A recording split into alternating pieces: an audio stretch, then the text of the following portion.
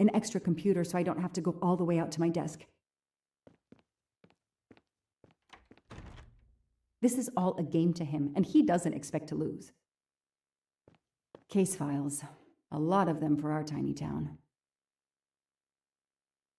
The only comfortable chair in the whole station. But there's no time to rest. I'll add these to the file. Anything that will erase Clark's smile.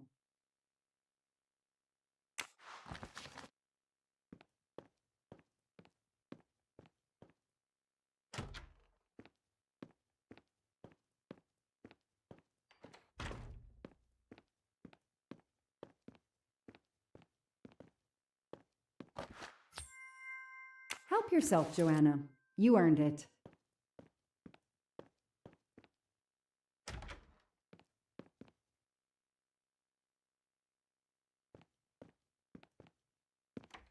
Now that we've taken your DNA, we can begin. Interview of suspect Michael Clark, 6 p.m., March 30th, 2019. This interview is being recorded. By elves behind the mirror, no doubt? You were arrested at a crime scene where you damaged police barricade tape. I'll pay for a new role. That's a Class A misdemeanor, and it carries a $500 fine. Oh, that's unfortunate. To begin with, where were you on the night Daisy Armstrong was kidnapped? I was watching TV in my motel room, but I had my police scanner on.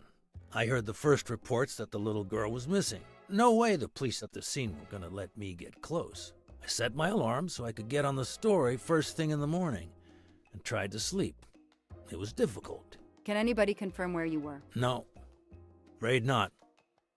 I was alone and sleepless. A sad combination. And I realized a bad alibi.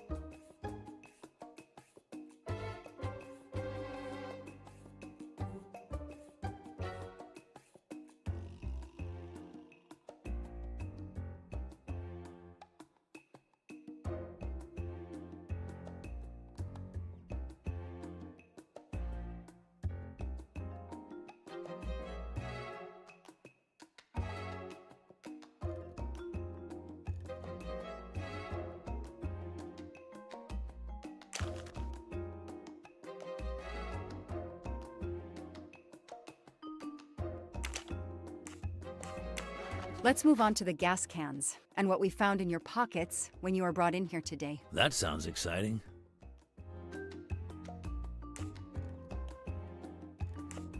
In addition to the gasoline in the back of your pickup and another in the bunker, you had a lighter and gloves in your pockets. You were going to set fire to the bunker and every scrap of evidence inside. Where to begin?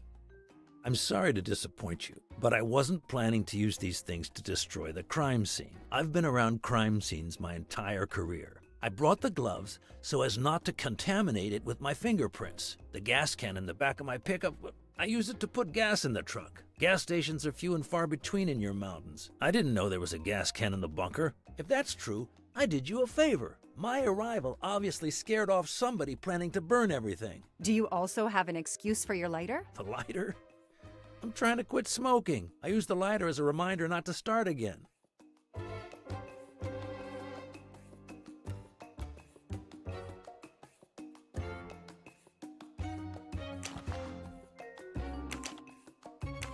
You say you're a journalist. a stringer for Channel 6 News in Boston. I sell my stuff to lots of media outlets.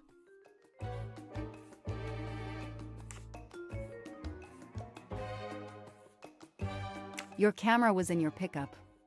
You didn't want to take pictures of the crime scene? I like to get the lay of the land. Once I see the story I want to tell, then I start documenting it. I don't know any journalist who works a case without their camera close at hand. He thinks he's invincible. I need to play his ego. That's the key. What are you doing in the Berkshires? And what is your connection to the Armstrong case? For the past few months, I've been working on a big case. Boston 6 News was looking forward to my next story. The Armstrongs have been on my list of potential targets for a long time. I changed gears when Daisy was kidnapped and started investigating the Armstrongs.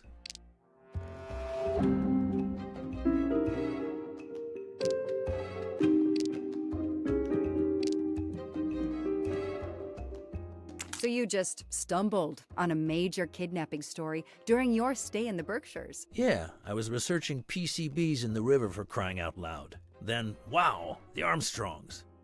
That's not a Science Sunday report. That's a lead. Sometimes you just get lucky. Your camera in the pickup. There were photos of Daisy from before she was kidnapped. The Armstrongs are a famous family, like the Kennedys or Hollywood couples. Gossip sites love them.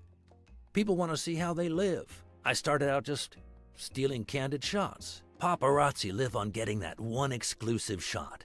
Steamy, intimate, whatever. Then when the kidnapping happened, I realized I was here first. What an opportunity. And I jumped at it. You have an answer for everything. You're not very good at this, are you? How long have you been on the job? Long enough to put you away for life. If you killed that little girl.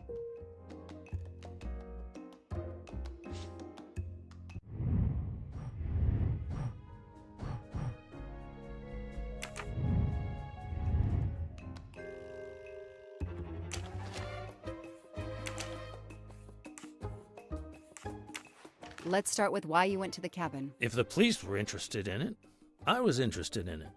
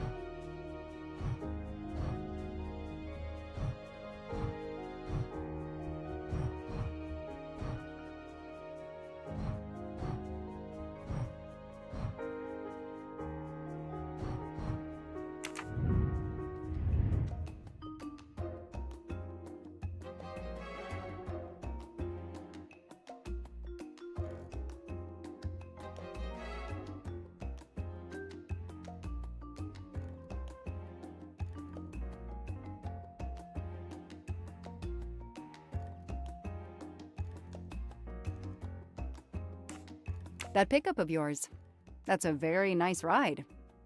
Especially for a stringer who only gets a few stories on the air. How can you afford it? When Boston 6 does use a story, they pay okay. That truck is top of the range. How much did it set you back? $55,000, $60,000? When I have to, I do what everybody else does. I take out a loan. How about you, detective? You got a loan on your car? He's enjoying himself. I need to throw him off balance somehow, surprise him into making an error.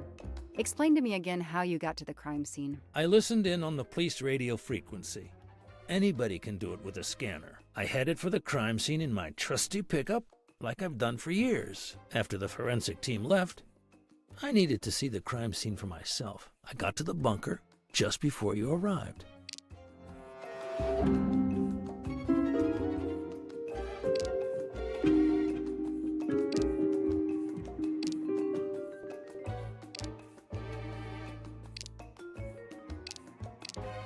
You said you've been driving that pickup for years? You heard right. Thanks to it, I never miss a story. You say you've been using your pickup for years, but the title certificate is not in your name. The truck belongs to somebody named Stephen Baker. Okay, I don't get why the pickup is so important to you, but I guess my ego made me say that. Yeah, the pickup was lent to me by a friend. I couldn't afford it even with a loan. I think you stole it, Mr. Clark. You needed a pickup like that for our mountain roads, so you stole that one. Try proving it. But while you run off on some wild goose chase, you can't hold me. I know that Clark is lying. I need to reconstruct the whole sequence of events in order to understand what happened.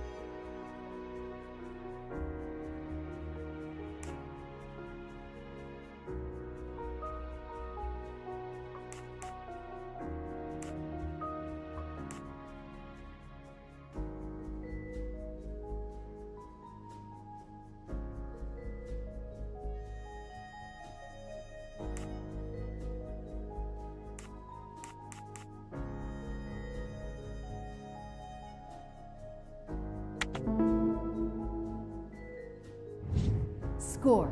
1 for the good guys. I'll tell you what really happened. You waited until forensics left and arrived in your probably stolen pickup. You grabbed a can of gasoline from your truck. You then went into the cabin to check if Daisy had been found. You then went straight to the bunker to see if it had been discovered, planning to set it on fire and destroy all the evidence inside. Before you could start the fire, you heard me arrive. So you hastily left your gas can and closed the hatch. You didn't think I could open the bunker. If I hadn't found you, I expect you would have burned down the cabin too. I'm not gonna make fun of you, Detective, or how you handled my interrogation. You're obviously very new at this.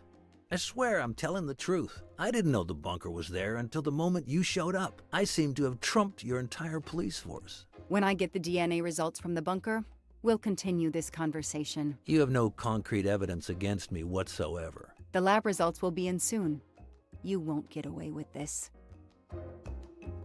See that call? That's your arrest warrant and a one-way ticket to prison. I'll be right back.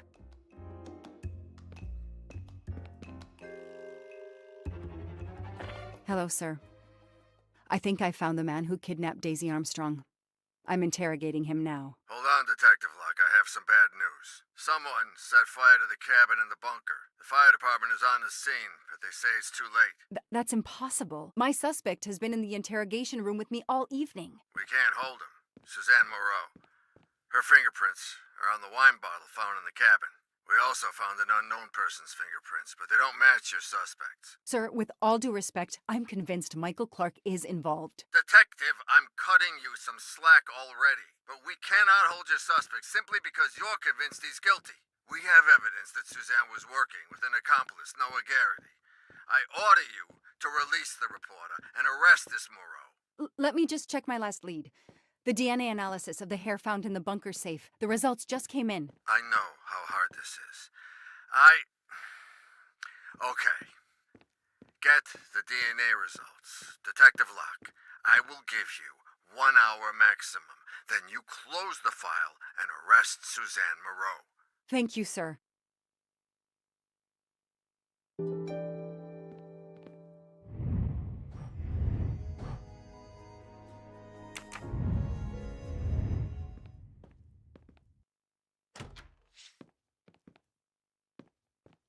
Who did you call earlier? An editor from the Boston 6 News. An editor you repeatedly said should fire you. That was your accomplice, wasn't it? You were telling him to start the fire. An accomplice?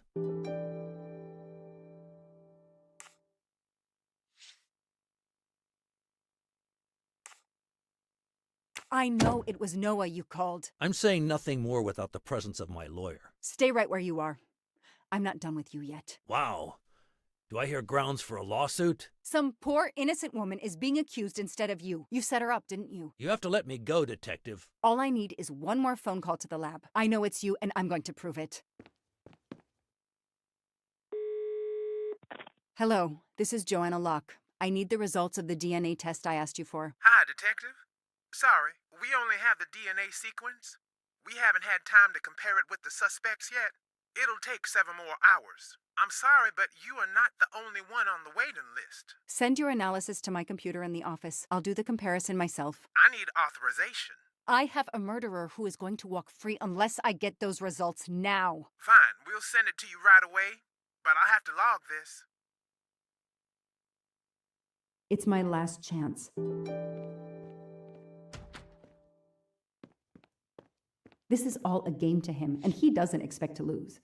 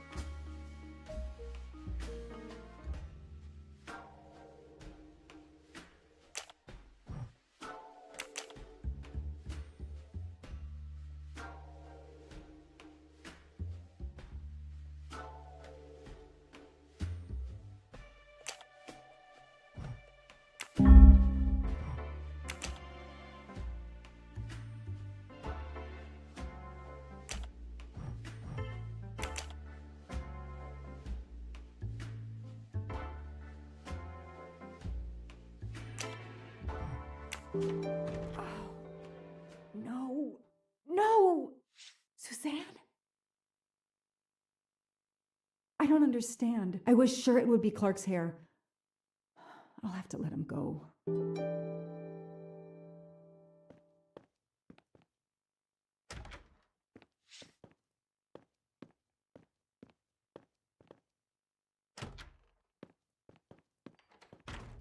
You can leave. Sorry it didn't work out for you, Detective. Maybe you should consider a career change. We are not done. Oh, but we are, my dear. We are done. I had no choice but to return to the Armstrong house to arrest Suzanne Moreau.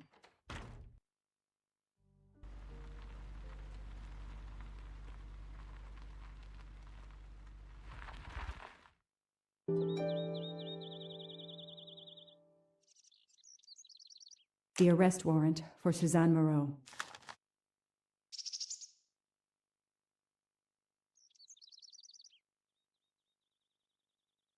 Suzanne was set up by Clark and Noah. They are the kidnappers, but I'm not giving up. When Suzanne comes up for trial, I will fight for her defense. But for now, the district attorney is in charge. If I want to stay a detective, he always has the last word.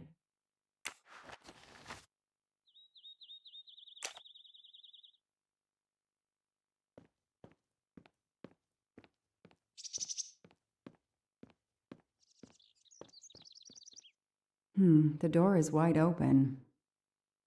How strange. Hey, is anyone there? Miss Moreau? Miss Moreau? This is Detective Locke.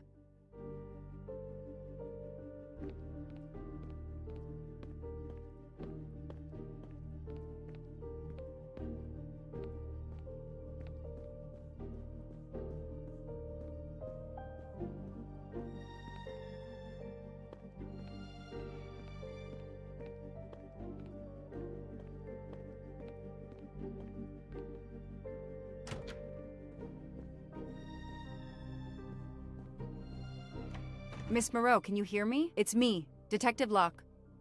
You must get up now. Miss Moreau? Miss Moreau, can you hear me? Suzanne Moreau is dead.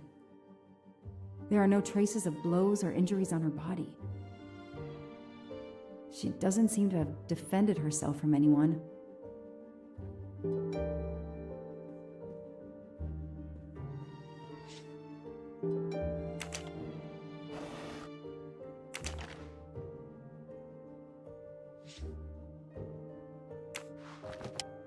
Her glasses are missing.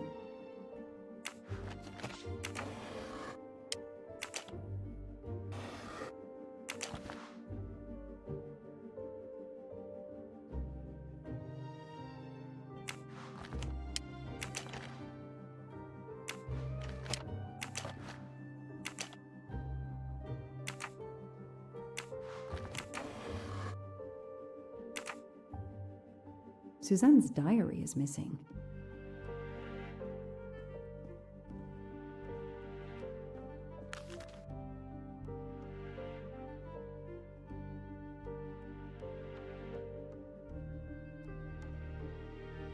Suzanne was telling the truth about her mother.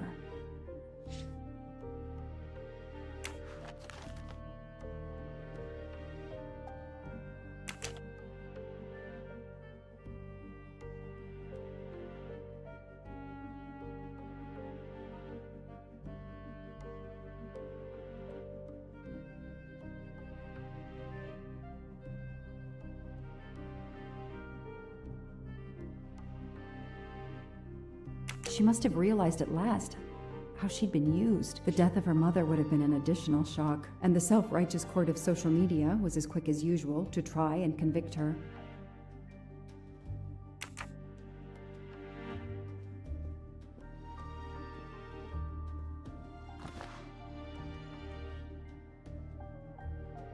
It appears Suzanne killed herself by ingesting all these drugs. I called the district attorney to inform him. This is Detective Locke, sir. I'm at the Armstrong house. Have you arrested Suzanne Moreau? She's dead, sir. Apparent suicide, but I need a forensics team. She killed herself out of remorse for her part in the crime. We don't know that yet. I'm calling forensics now, but I wanted you to know. What a mess. Stay on site until forensics arrive. Yes, sir. Standing by. The investigation was officially closed. I was certain that she was innocent, and Clark had been responsible for 4 deaths and then vanished into thin air. With $1 million. Dollars marked, though, and not easily spent. I didn't care if the case was officially closed. I swore, Mr. Poirot, whatever it took, I would hunt him down.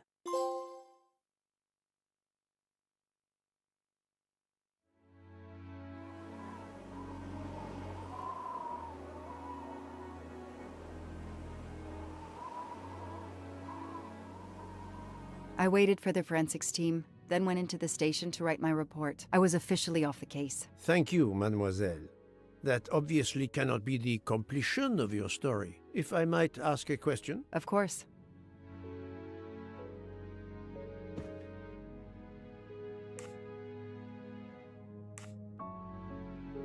Suzanne Moreau's boyfriend, the one who manipulated her and burned down the cabin, this was Ratchet? No, he was an accomplice.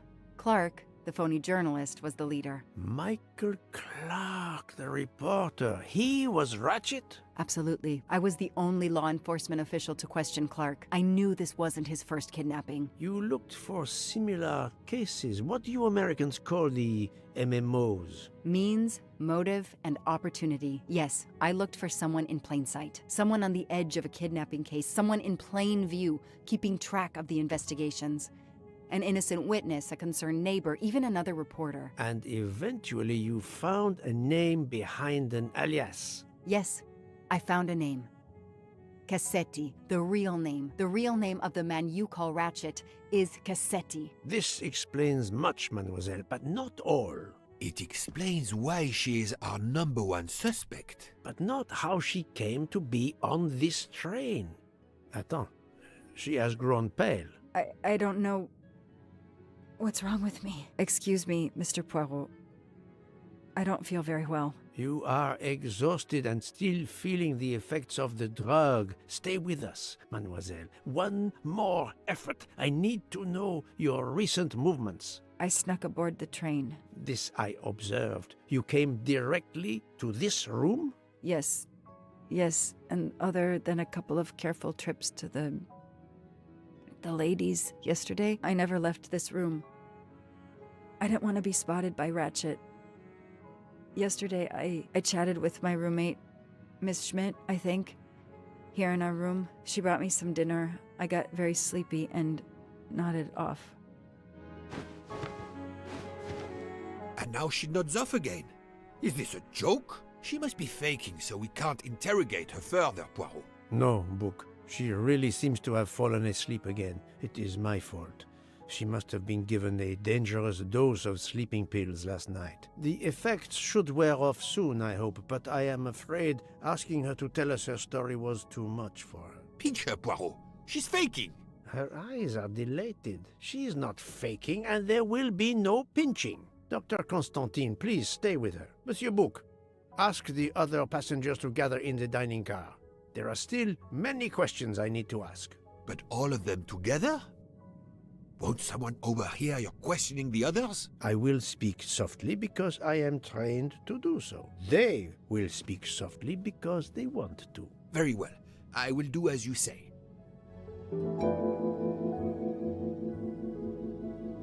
I'll stay here to watch over Miss Locke.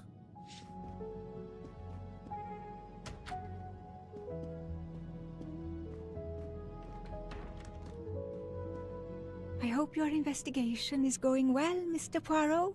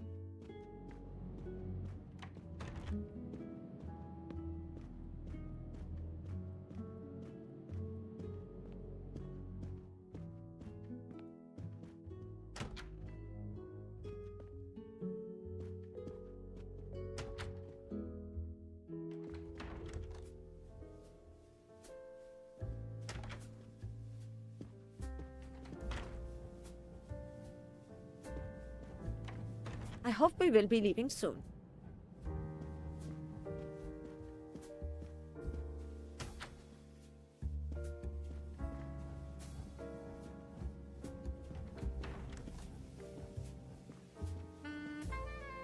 I should go and interview the passengers in the restaurant car.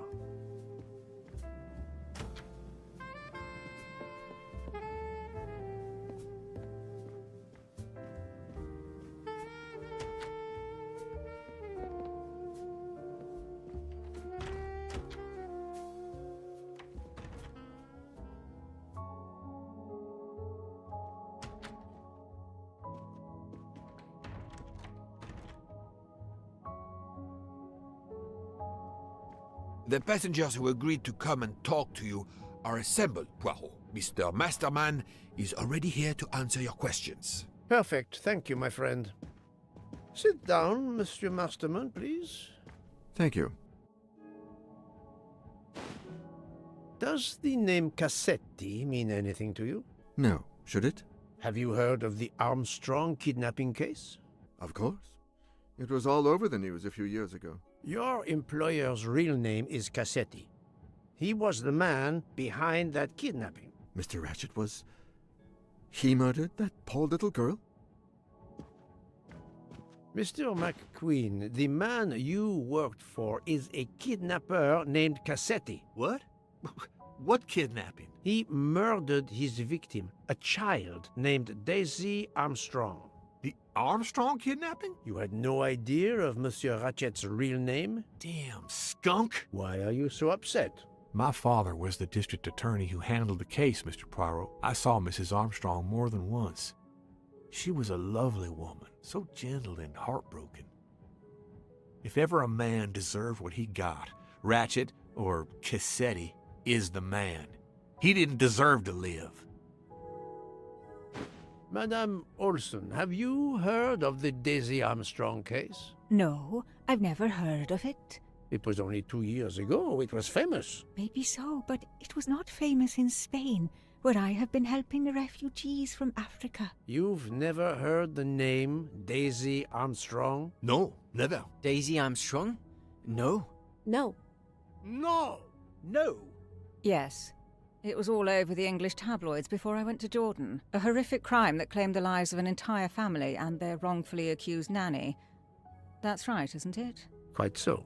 I thought the culprit had been punished. Some might say that the culprit was punished last night.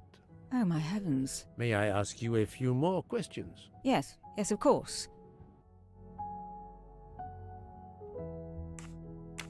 You were in Jordan? Yes, I was an English tutor there to the children of a high official. Until recently. You read about the crime, as you said, in the tabloids. Yes, that's right. For weeks, news of the royal family was eclipsed. Have you ever been to the United States, mademoiselle? No, never. Jordan was really my first trip abroad. What is your relationship to Captain Arbuthnot?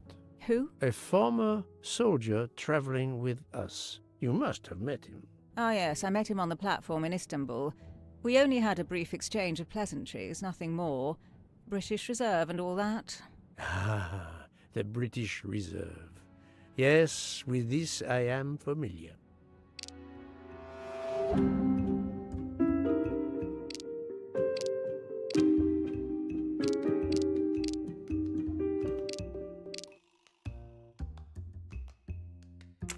Are you sure everything you have told me is accurate, Mademoiselle Debenham? Of course.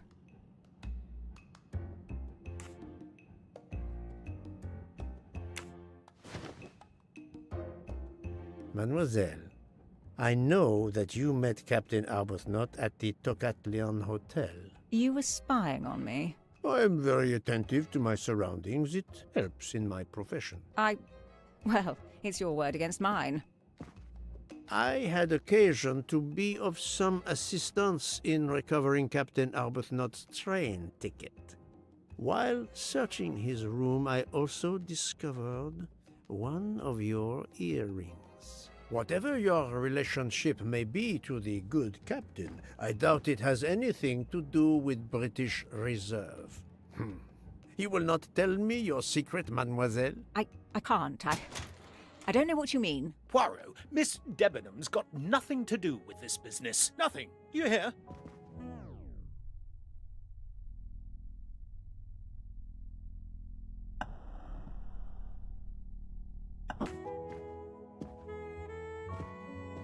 Archie, stop.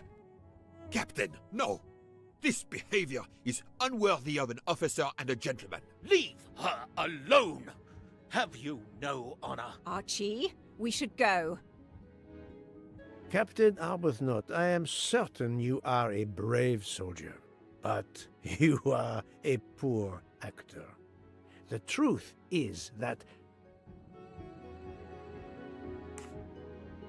your relationship with Miss Debenham is beyond doubt, Captain. Your reaction was apparently that of a man trying to protect the woman he loves. I might understand that if your relationship were some cleverly disguised secret, but it is not. You make puppy dog eyes at one another at every opportunity. You cannot hide your love. Everybody knows. I advise you to stop with your accusations, Mr. Poirot. I'm going to escort Miss Debenham back to her compartment. Make of that what you will. The captain and Mademoiselle Debenham are obviously adamant about not revealing their relationship, but this scene convinced me there is more that is not so obvious. This murder has everyone on edge. In my 25-year career, I have never seen such madness aboard the Orient Express. I understand, my friend. The more we learn, the more perplexing this train ride becomes. But we have other clues to pursue. What do you have in mind? The broken watch on Monsieur Ratchet's wrist, for example, and the handkerchief found near the body. Who does that belong to? This little drama we have just witnessed has not put you off the scent. Far from it, my friend. Will you return to your watch over Mademoiselle Locke? Yes, I will. Dr. Constantine can probably use a break. Good. Au revoir, Poirot.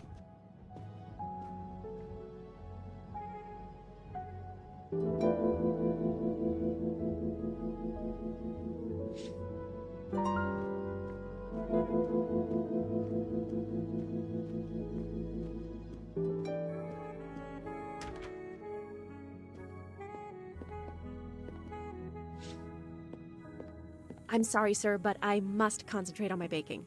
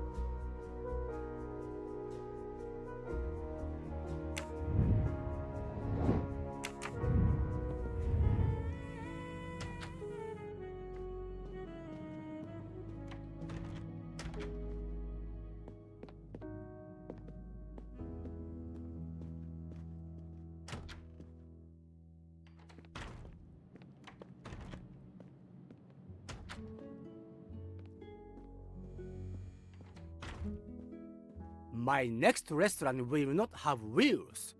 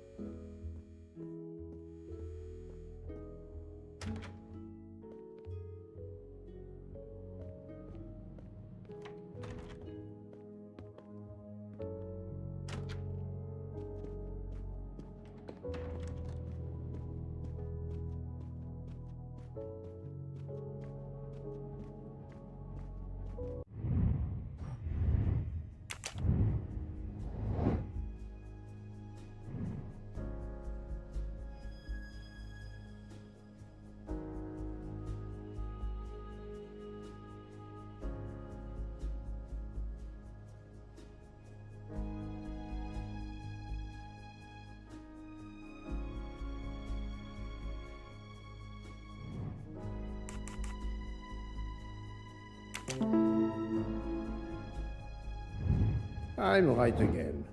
That happens to me a lot.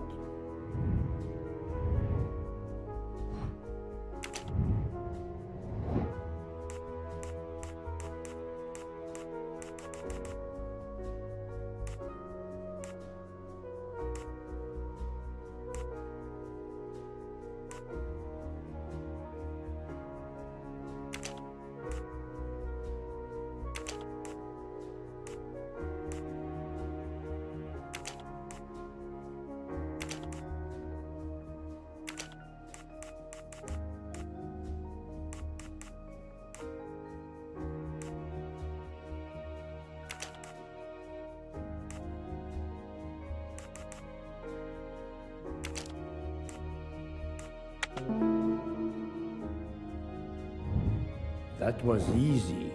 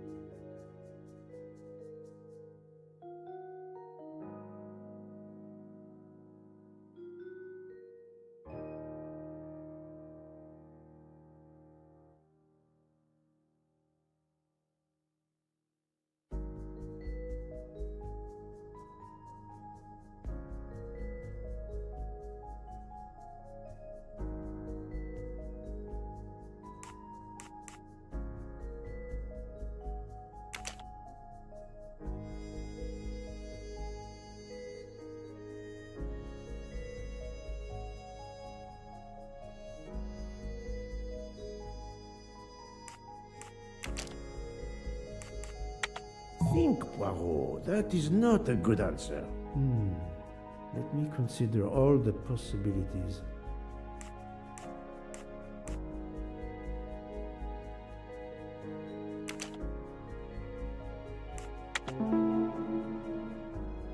Yes, there are only 3 possible hypotheses. The watch has been tampered with, or it is out of adjustment, or it indicates the time of the murder. I shall explore these last 2 possibilities before reaching any conclusions. If the watch is out of adjustment, it may be broken. There may also be another reason related directly to Ratchet. Maybe the watch is set to another time zone.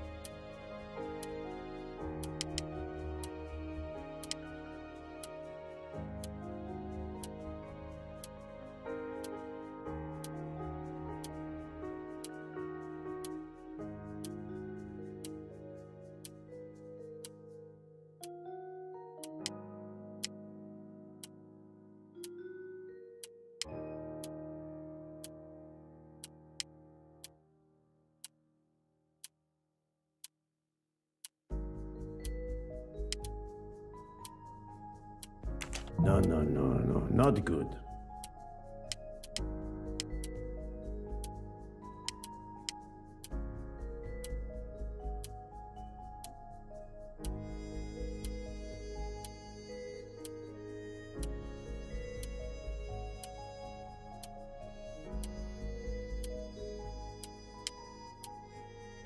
The watch was not defective because the second hand is still moving.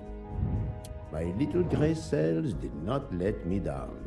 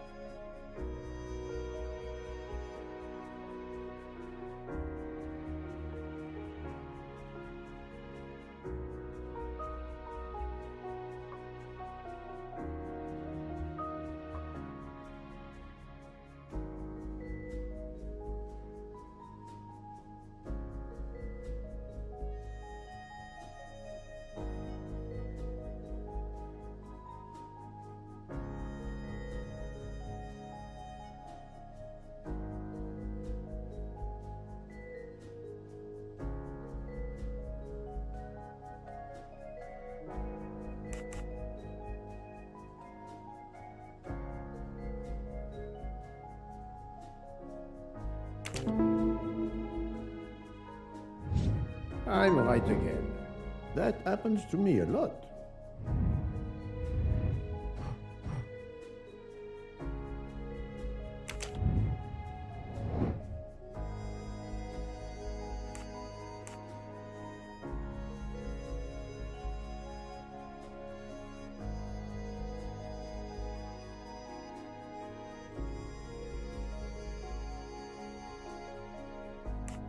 Good job.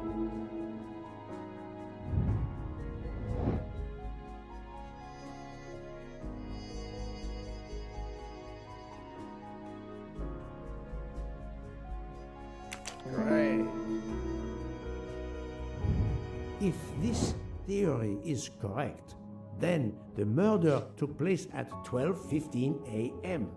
I must interrogate all the passengers to see if any of them have an alibi for this hour.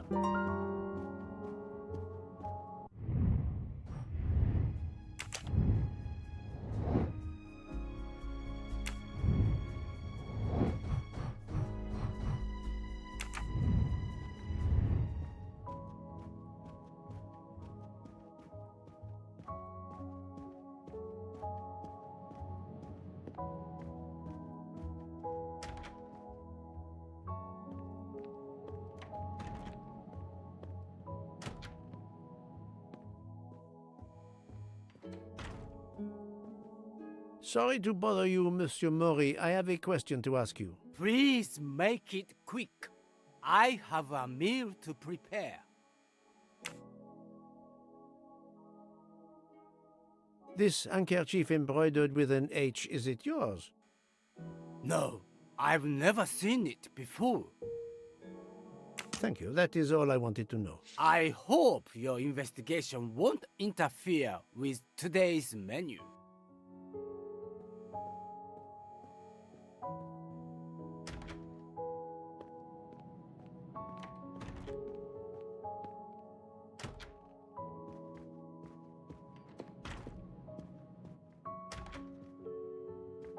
I'm sorry, sir, but I must concentrate on my baking.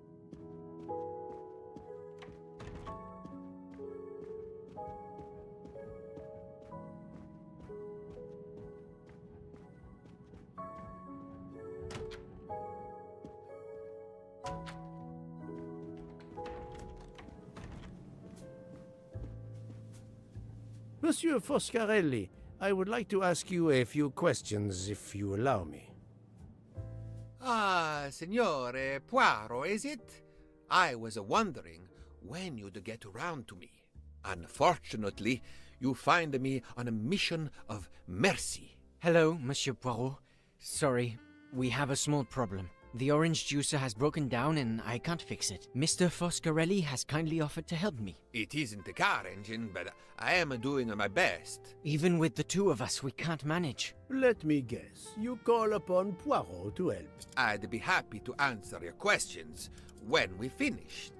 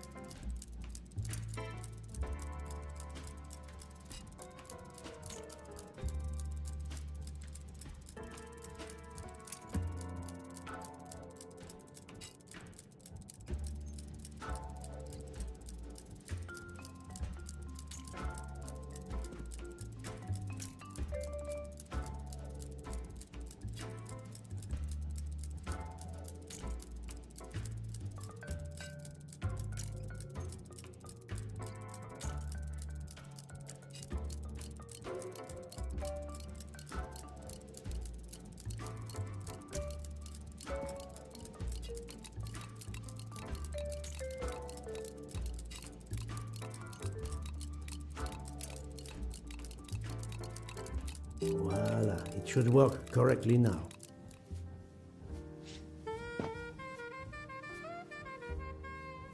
Bravo! I should stick to automobiles. Well, now we can talk calmly. Monsieur Foscarelli, is it? Antonio Foscarelli, delighted, Monsieur Poirot. You have, of course, heard about Ratchet's murder last night. Oh, naturally. It is all anyone is talking about.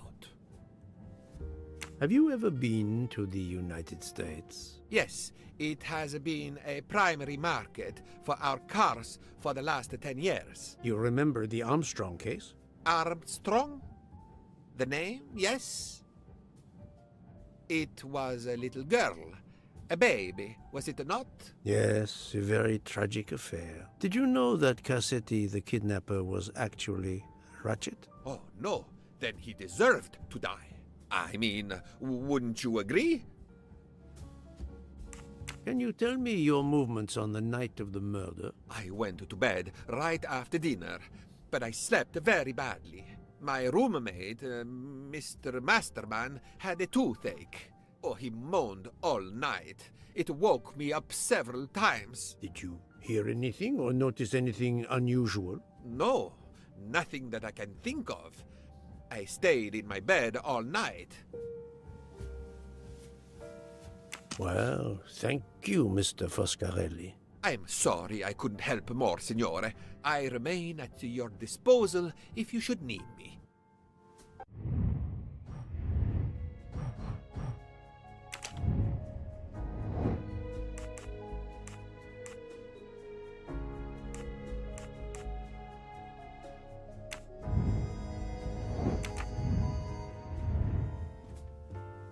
Thank you so much, Monsieur Poirot.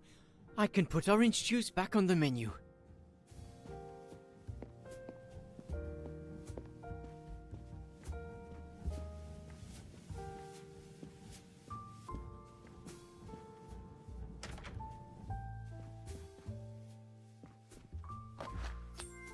Come to Poirot, my exquisitely sculpted friend. Enchanté, mademoiselle. You are Hildegard Schmidt? I am your fool. And you, I know, are Herr Poirot. Correct. May I ask you for a few minutes of your time to answer a few questions? With pleasure, but first may I ask for your help? Why does this not surprise me? I don't know. I am at your service, Fraulein. My mistress, Princess Dragomirov, has asked me to open this traditional Matryoshka doll. There is a trinket inside she must retrieve. Madame, in my experience, each Russian nesting doll simply pulls apart to reveal the next one inside. Indeed. Yet try it for yourself. As you wish. Ah, you are a gentleman.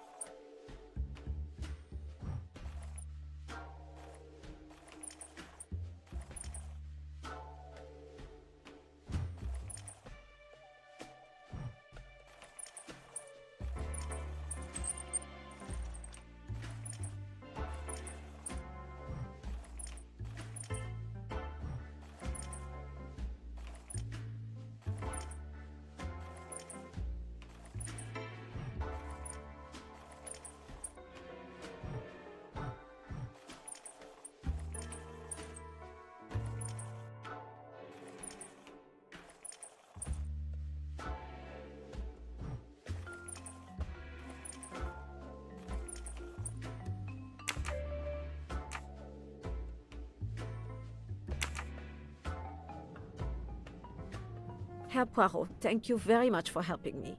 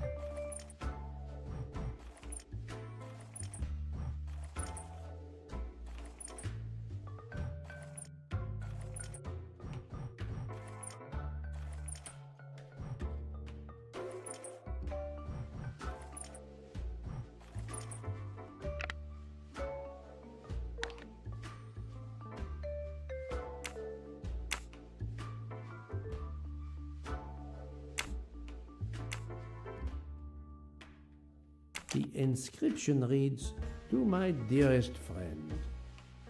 Oh, thank you very much. This doll reminds her of her youth in Russia. It was very hard under the Soviet regime, but thanks to her strength of will, she rose to be the head of a museum of antiquities in St. Petersburg. Even though she now lives in Berlin, it is said that the Kremlin still fears her. She must be a formidable woman indeed. You are her maid? I am her companion. I help her in her daily tasks, and I keep her company. Ah, forgive me. You will have heard of Ratchet's murder last night. Yes, of course. Everyone is talking about it. Can you tell me how you occupied your time last night? Just after we left Istanbul, I had tea with my roommate, Fräulein Locke. I went to dinner with the princess, and when I returned to my compartment, Fräulein Locke was already asleep. A little later, Herr Michel, the conductor, came to get me because Madame la Princesse needed my help. Her back troubles her. I massaged her for about an hour. Do you remember the time? I'm sorry, I do not, mein Herr. Have you lost a handkerchief embroidered with an H, madame? Oh, no, monsieur. I thought perhaps since your first name is Hildegard. It is not mine, I tell you. I could not afford something so nice. I have no idea who it belongs to. My apologies, I did not mean to alarm you. Thank you for answering my questions, madame.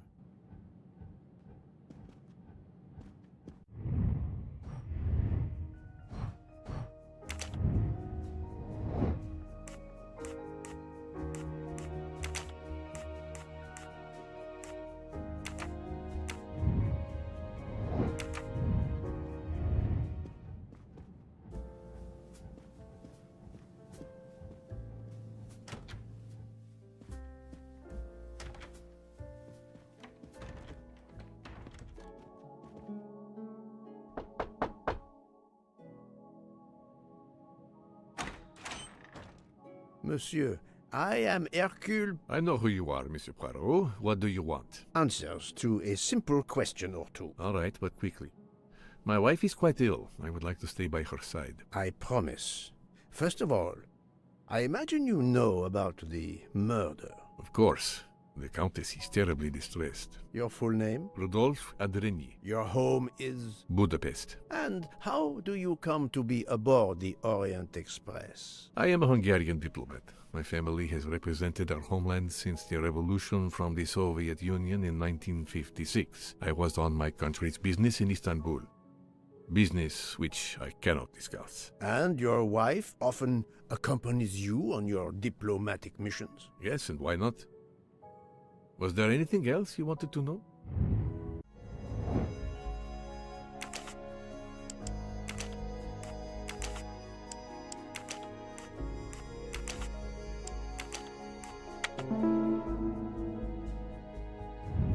I'm right again. That happens to me a lot. Can you tell me how you spent last night? I was in our compartment with my wife. She went to bed early. I played a video game on my phone. Around 11 o'clock in the evening, my wife woke up and couldn't get back to sleep. She took a sleeping pill. As for me, I went to bed soon after that and slept straight through until morning. Have you ever been to the United States? I was posted to the Hungarian embassy in Washington for a year. You knew perhaps the Armstrong family. Armstrong? It is difficult to recall. One meets so many people. It was the kidnapping of a child, a very sad affair. The culprit was the man on this train who called himself Ratchet, the one who was murdered last night. Indeed. It sounds like justice finally caught up with him. Thank you for your time. Now, I'd like to speak to your wife, if you don't mind. It's impossible. As I told you, my wife is very ill. Thank you, and good luck with the investigation. Eh bien, the good Count does not appear to want me to talk to his wife.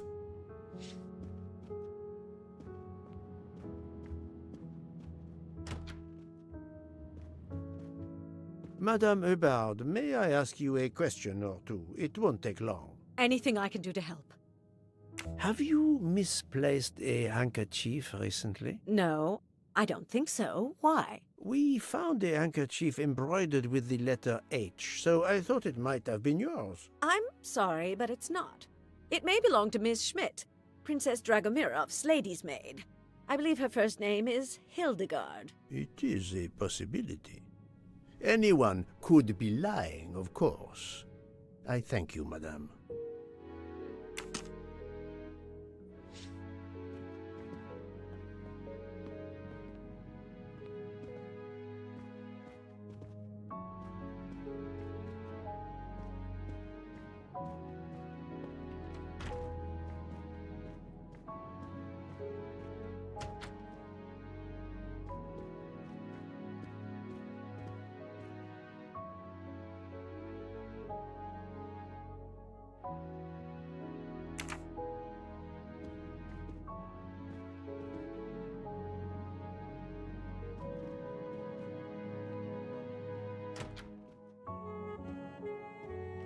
Hello. Can I do something for you? Hello, Monsieur Hardman, I believe. You have heard of the murder? Cyrus Hardman. Yes, and the fact that there's been a murder is all over the train. You do not seem very concerned about it, monsieur. It's not the first murder I've run across. I had no idea the selling of toys was so dangerous. I did overhear you mention at dinner that this is your profession. Toy salesman is a cover. I'm a private detective, just like you, from the U.S.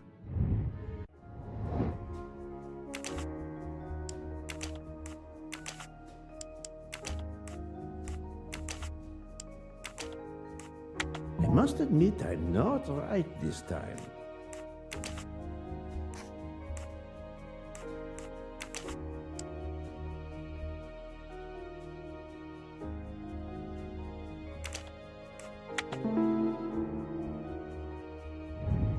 That was easy.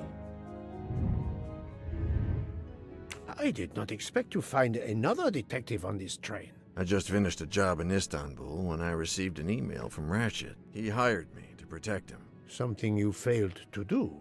I'm not happy about that.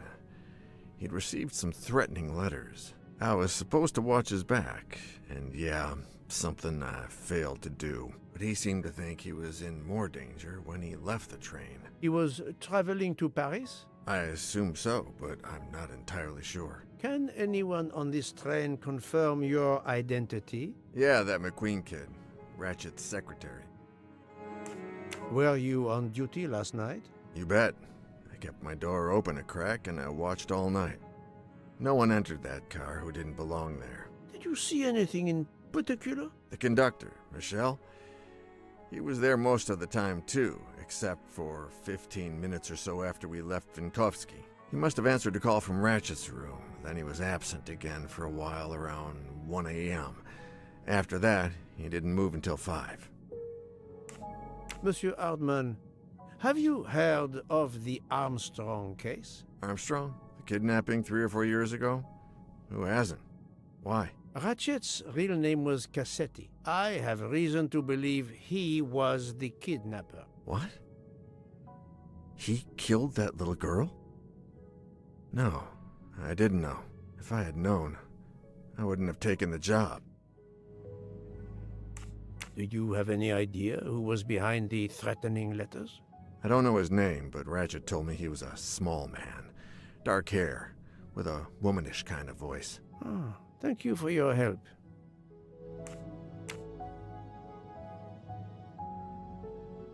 Is this handkerchief embroidered with an H yours? Do I look like the kind of guy who would use a handkerchief like that? Thank you for answering my questions, Monsieur Hardman. Listen, Poirot. I know I fell down on the job, but if you need help, any at all, let me know. I'd like to make it right.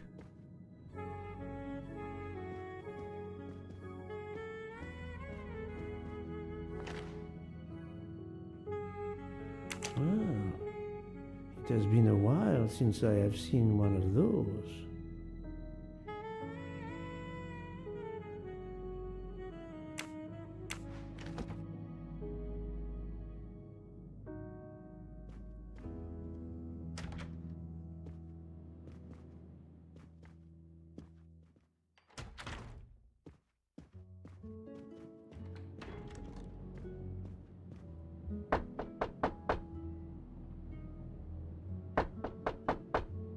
I am not prepared to receive anyone. Come back later. Very well, madam. I'll come back later. But you will need to speak to me.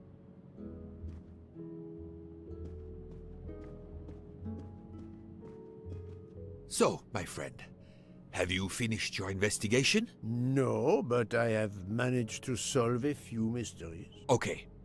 I stay here to watch this young lady.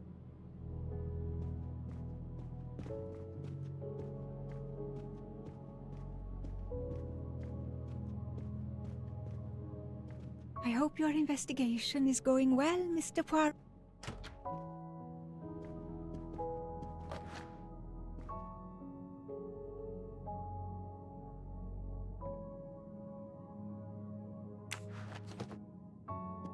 Ah, Monsieur McQueen, may I ask you a question? Anything I can do to help, Mr. Poirot?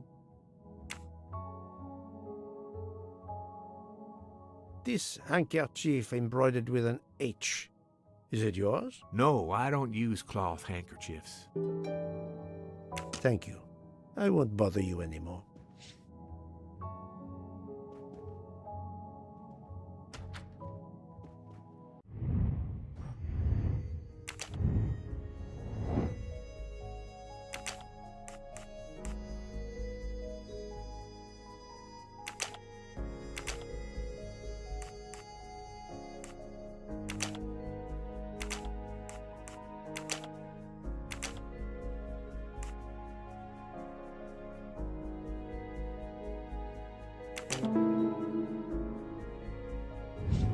Et voilà.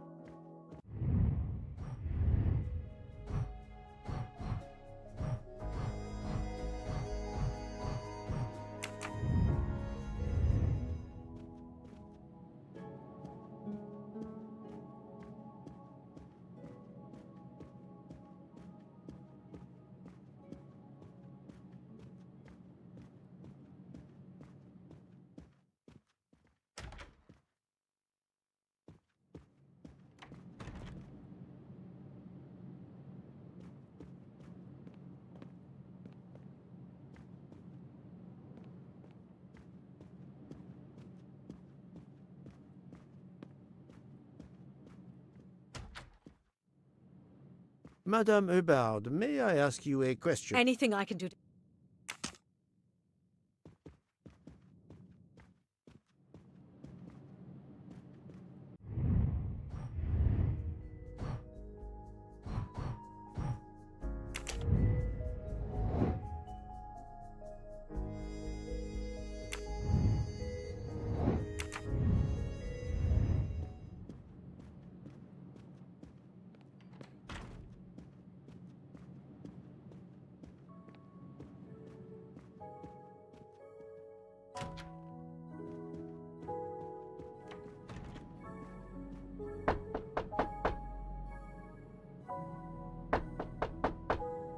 I am not prepared to receive... Very well, madam.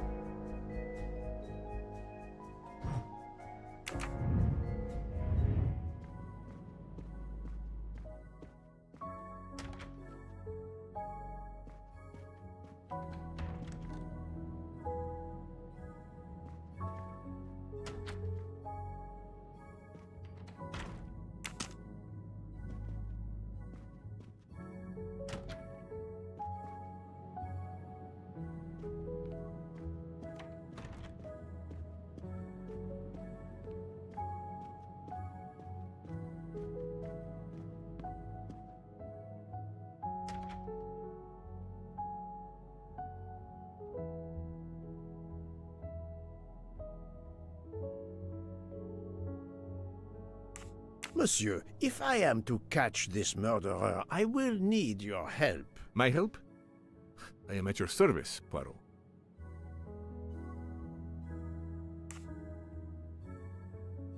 You are very protective of your wife, Count Andreny. Does that surprise you? Her vertigo can be very dangerous. I believe there are many kinds of vertigo. If you don't mind, I'd rather talk to a doctor, not a detective, if you'd excuse me.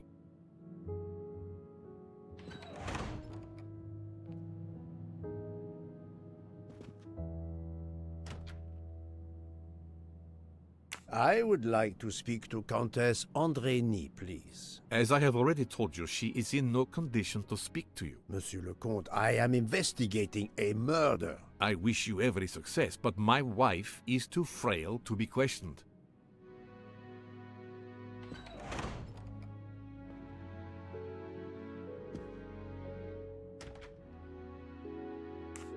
Monsieur, if My help? You are obviously a devoted husband, Count Andreny. My wife means the world to me. There were questions in Budapest about a Hungarian diplomat marrying an American woman. It did not deter you. I would have given up my position for her. I would think it is universal.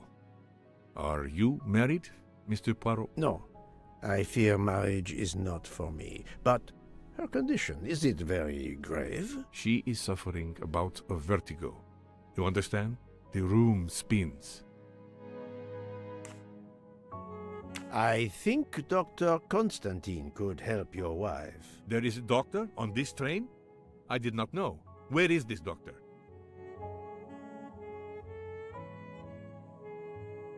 I think Dr. Constantine is in the lounge car. If not, perhaps the conductor can tell you where he is. Very well, I will find him. Thank you very much.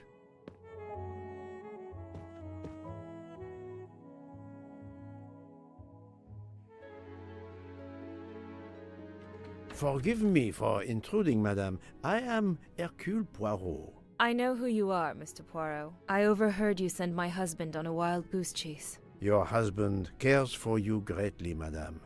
I apologize for exploiting that fact. But the situation is urgent, and I need to ask you a few questions. Apology accepted. I realize you must speak to everyone. This horrendous murder. It's very upsetting.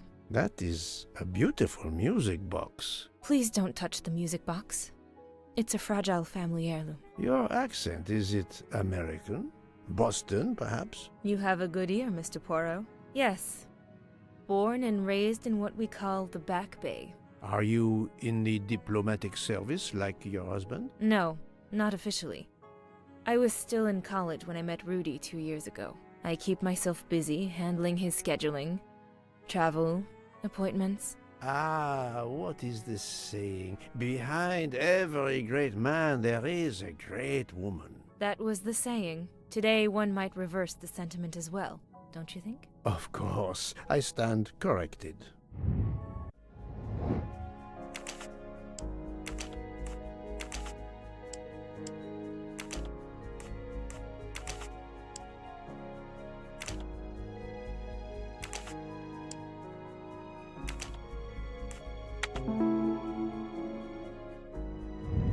That's the right answer. A handkerchief embroidered with an H was found at the crime scene. By any chance, does your first name begin with an H? No, my first name is Elena, with an E. Can you tell me what you did last night? Well, my husband and I went to dinner. Then we came back here. We went to bed around 10 o'clock. I tried to sleep, but I couldn't, because of the shaking of the train. I suffer from vertigo. I finally took a sleeping pill, and that did the trick. When did the train's motion prevent you from sleeping? Between midnight and 2 a.m. I know because I must have looked at my watch about 10 times. I see.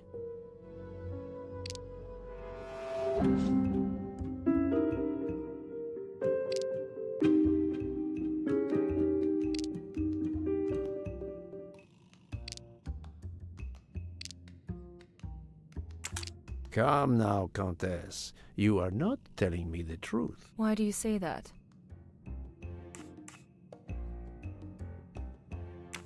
The train stopped at 12:30 a.m. due to snow, so there was no shaking of the train. But you told me that it was the shaking that prevented you from sleeping. I don't know, you're confusing me. My vertigo. Madame, a man died last night. You can't talk nonsense just because you're sick. You are hiding something from me. How dare you? I didn't do anything wrong. I'm going to find my husband.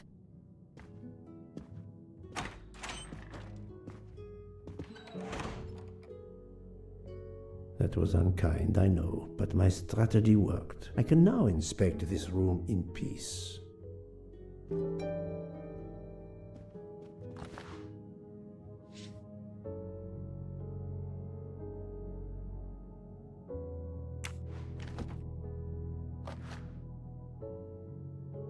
These must be the sleeping pills that Countess Andreni took last night.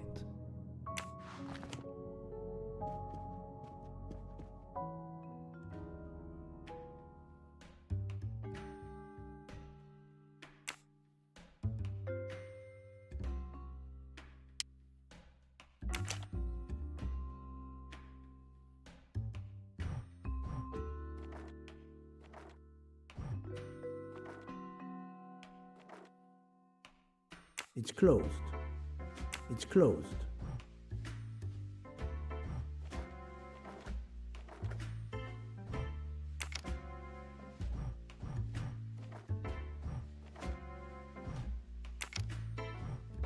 It's closed.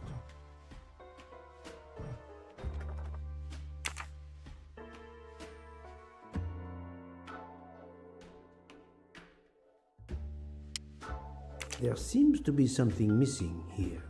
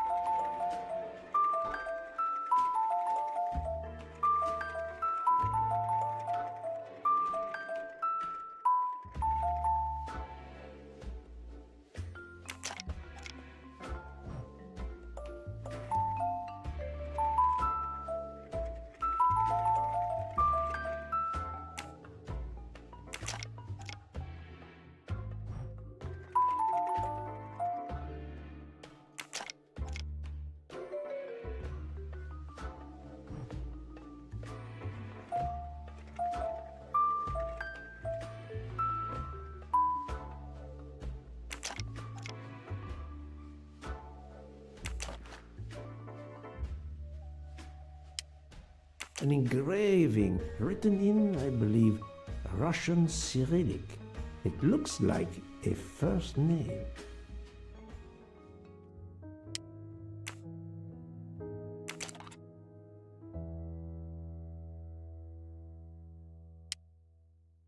For my beautiful young ladies, Helena and Sonia. Helena with an H. It's Countess Andreni with an older girl. Poirot! Have you no shame?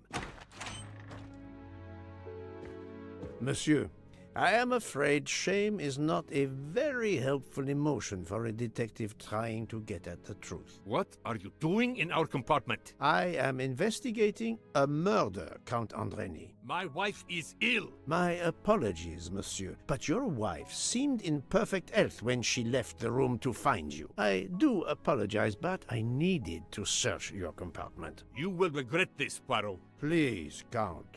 You aren't going to challenge me to a duel, are you? Countess, I'm afraid I took the liberty of inspecting your little music box. How dare you! The message in the medallion was addressed to you and Sonia. Sonia Armstrong. Your older sister? The mother of Daisy, the murdered child. I am a Hungarian diplomat. You have no official standing here. You have no right to search. No, Rudolph. Let me speak. It's useless to deny what this gentleman says. I am Helena Goldenberg, the sister of Sonia Armstrong, and Daisy was my niece. The music box is a gift from my sister's godmother, a very close friend to my mother. We hid the truth from you when we learned that the man killed last night was the person who destroyed my family. I panicked. I didn't want to be accused. That is also why you lied about the H in your first name? Exactly. Your ferreting about looking for the H is obviously part of your investigation. If I found a handkerchief in Monsieur Ratchet's room embroidered with an H, I might suspect you had been there. A handkerchief? I don't have any handkerchiefs embroidered with my initial. To be honest, that sounds awfully old-fashioned to me. I give you my word of honor that last night, Helena never left her compartment. My wife is telling you the truth, Poirot. I hope so. I'll let you rest. The matter of the H on the handkerchief still needs clearing up. But first I should check the inscription on the back of the medallion.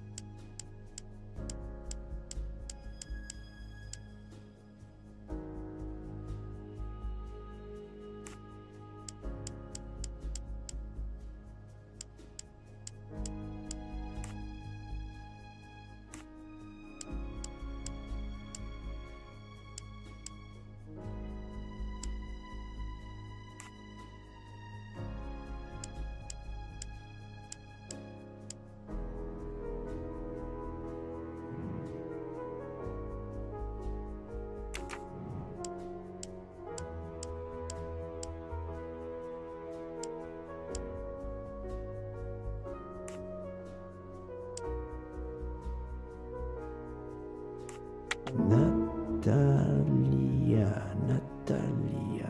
Would it be Natalia Dragomirov?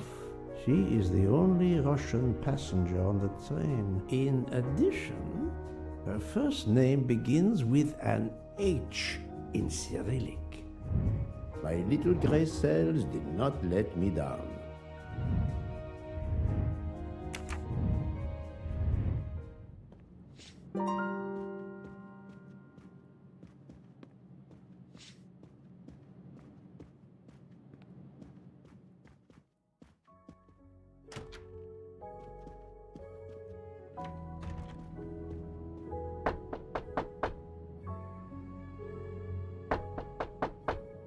I am not prepared to receive anyone. Come back later. I'm sorry, madame, but a man has been murdered. I must ask you a few questions. You must have misunderstood me. I cannot speak to you just now. Madame, I know that Sonia Armstrong is your goddaughter. Come in, please. Please forgive my intrusion, madame, but I really must ask you some questions. Then ask. I'll answer if it pleases me.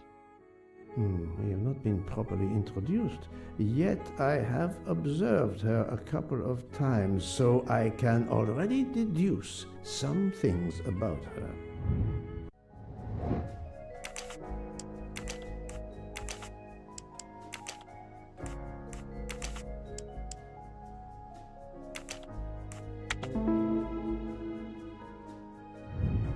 That was easy. I will first ask you about last night. Will you tell me your movements? I went to bed just after dinner.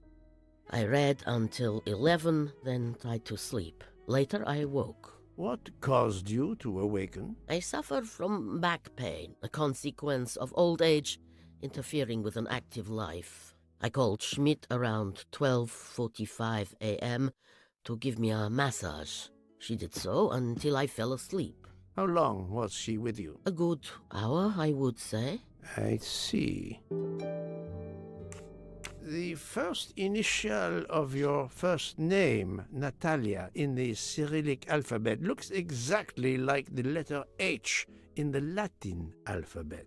I'm Russian, Monsieur Poirot, and I was the head of a museum of antiquities in St. Petersburg for decades, until I moved to Berlin recently. I'm familiar with Cyrillic. This handkerchief is yours, isn't it? Yes, indeed. I lost it. It was found in Monsieur Ratchet's room. Can you explain to me why Madame Schmidt didn't identify the handkerchief? She must have known it was yours. Possibly to protect me. She is very loyal. Your next question will be, how did my handkerchief come to be lying by a murdered man's body? My reply to that is that I have no idea.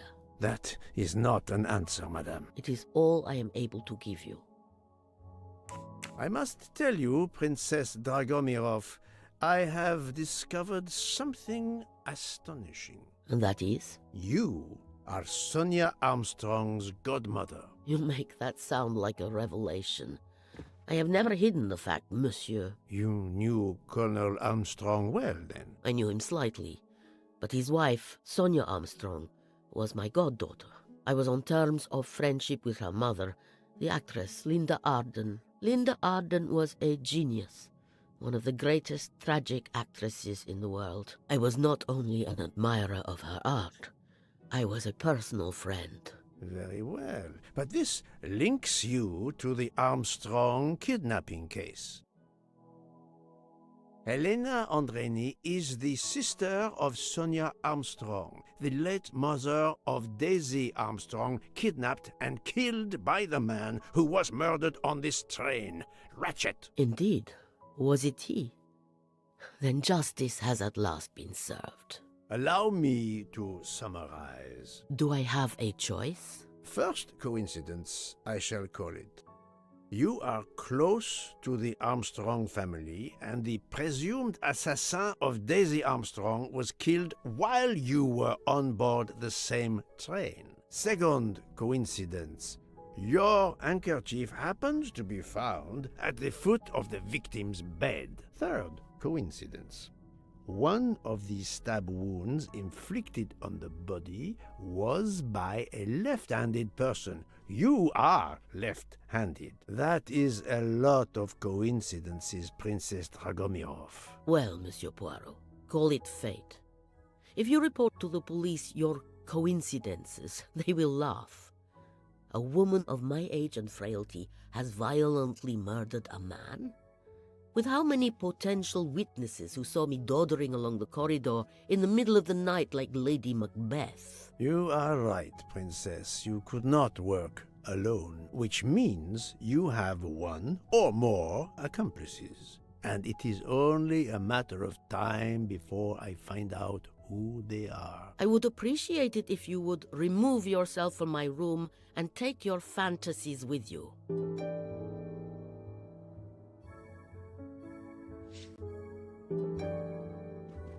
Привет!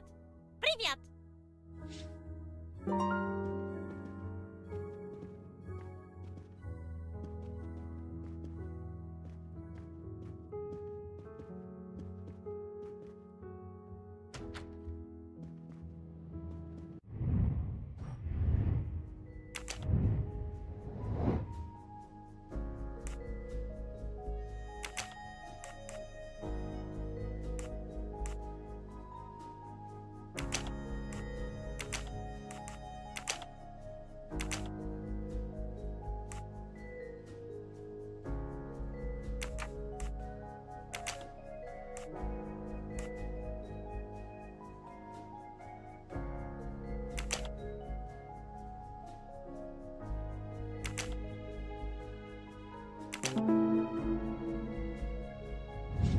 I'm right again.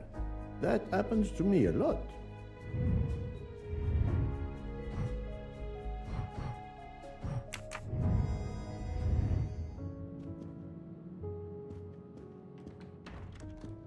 Oh, Poirot, you're there.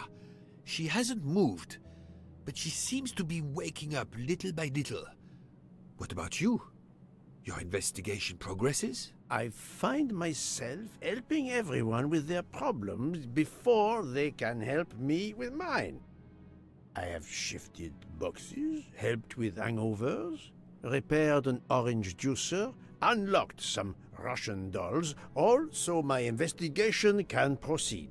Don't forget the dessert recipe. How can I? Truly, the labors of Hercules. My friend, I would rather clean out the Orgeon stables. Yet, I have managed to solve a few mysteries. Oh, tell me everything.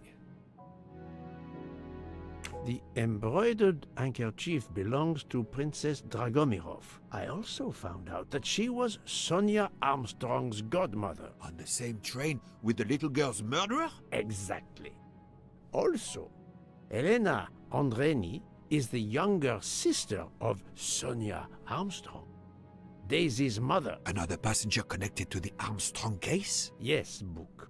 What are the odds, do you think? But I cannot see either woman stabbing Ratchet over and over again in a frenzy. And they apparently have alibis. I had 3 theories concerning the broken watch. It could have been tampered with. It could have been out of adjustment before the murder. Or, of course, it could indicate the actual time of the murder. The only hypothesis I could rule out was that the watch was out of adjustment. For the others, they are impossible to verify. So the watch is of little use to the investigation. And I was convinced that it indicated the time of the crime. 2 women involved in the Armstrong case. Let us not forget our patient here. There are 3 women. Look, she seems to be waking up.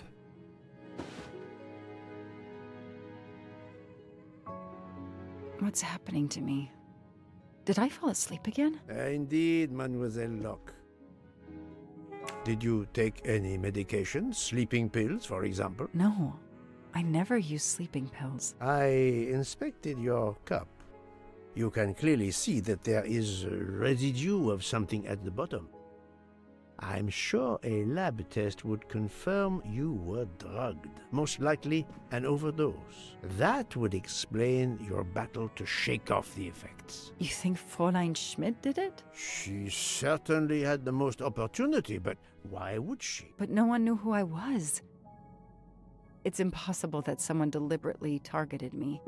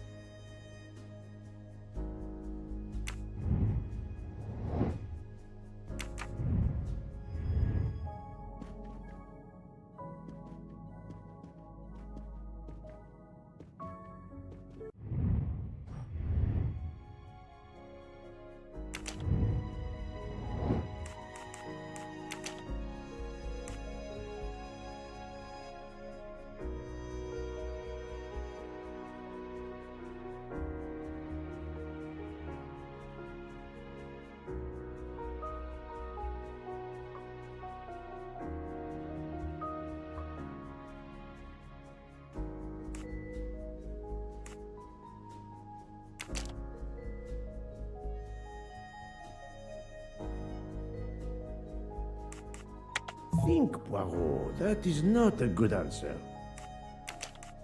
No, not good.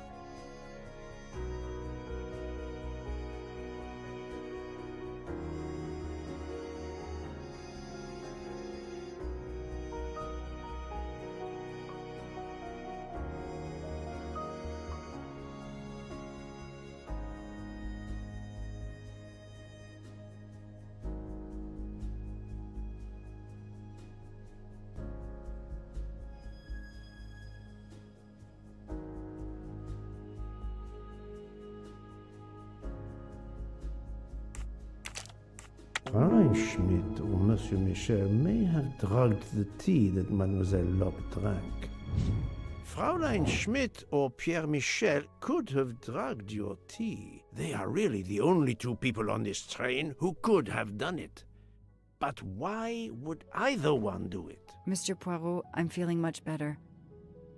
I'd like to bring you up to date to why I ended up on this train. If you are able, I would very much like you to finish your story. Very well then. After the Daisy Armstrong case was officially closed, I put out a standing request to the police departments in the Boston area for anything on Michael Clark. But he didn't turn up on their radar. I even set up an anonymous tip line for news about Clark. That's how I met Braid, a sketchy contact on the dark web, but they found nothing I could use.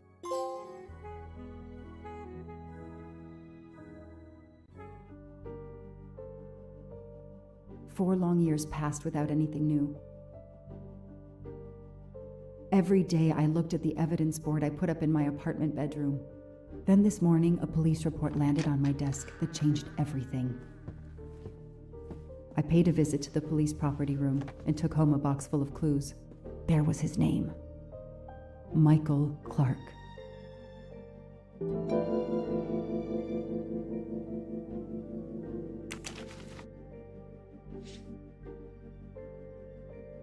A bill from the power company with, I'm sure, plenty of excuses why my rates keep going up.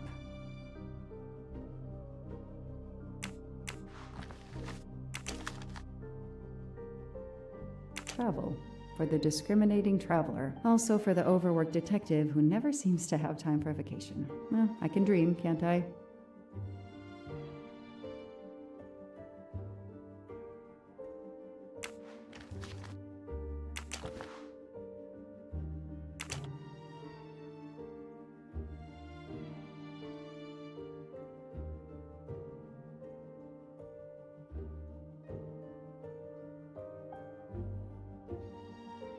Years of no new leads in the Armstrong case, and then this. Michael Clark, the sarcastic reporter, my prime suspect in the kidnapping, murdered 4 years ago?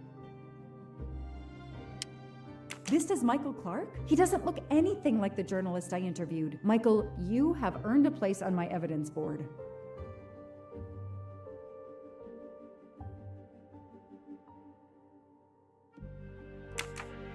This is Michael Clark? He doesn't look any... Michael, you have earned...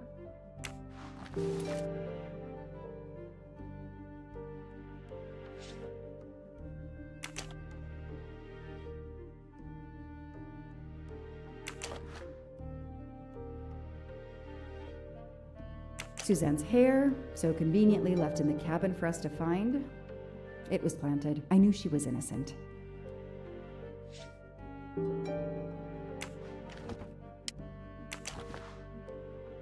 Fluffy. Daisy's plush toy.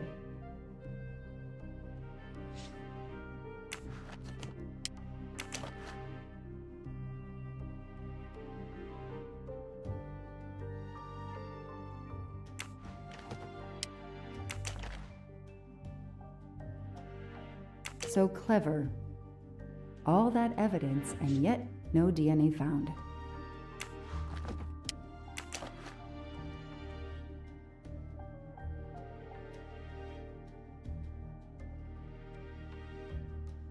The lab team found this keychain in the cabin, but they wouldn't have bothered to examine the keys once the DA shut down the investigation. The keys were just tossed in the evidence box along with everything else. It's too unusual not to demand a closer look.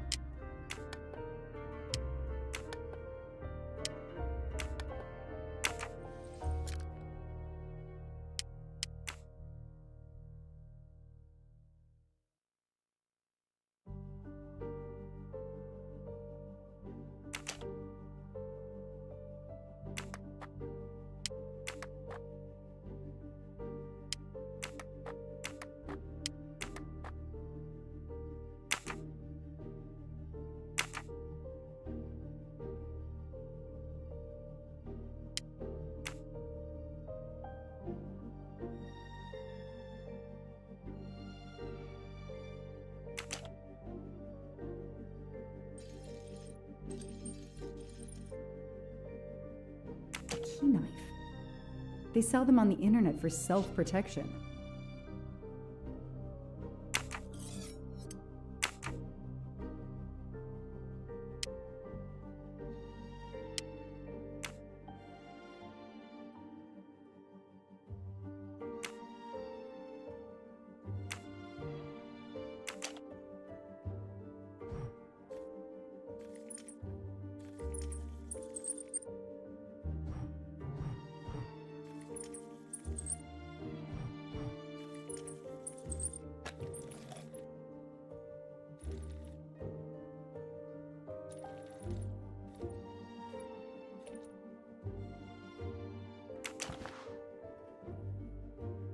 A USB key.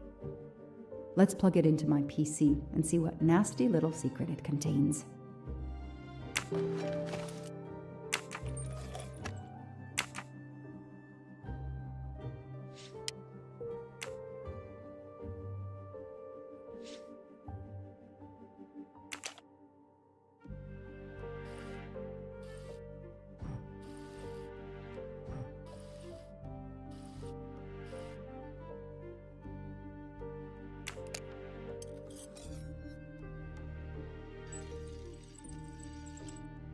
What do we have here? A flashlight. They can also conceal knives, but in this case we have lockpicks.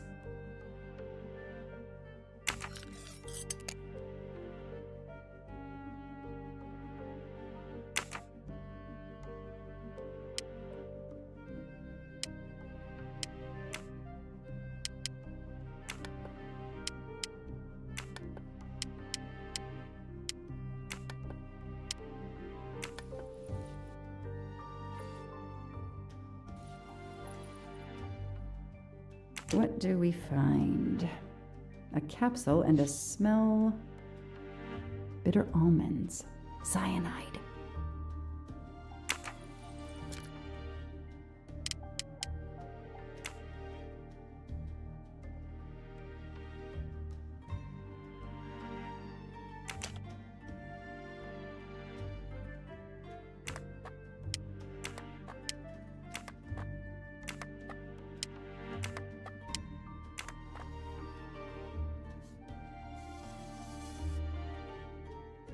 What do they call this? Brass knuckles? Knuckle dusters? Illegal in Massachusetts. Possession alone can lead to serious jail time.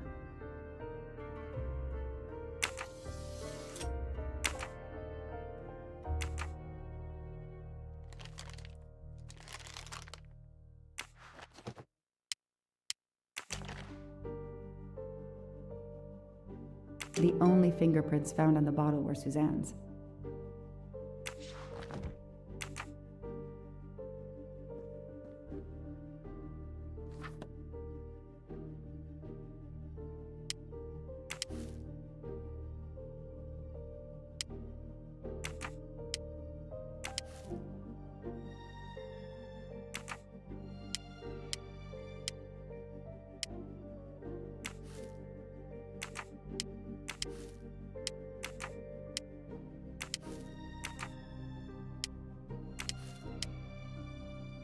I knew it! The faces don't match at all. They are clearly two different men. I should run facial recognition on my computer.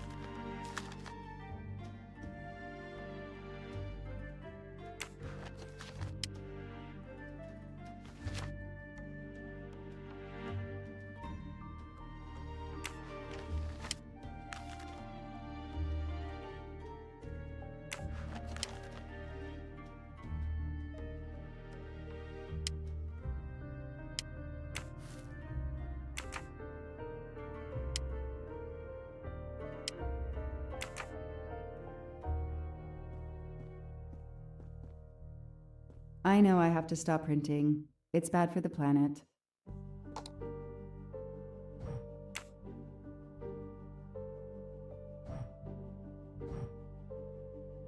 Shaved off the metro beard.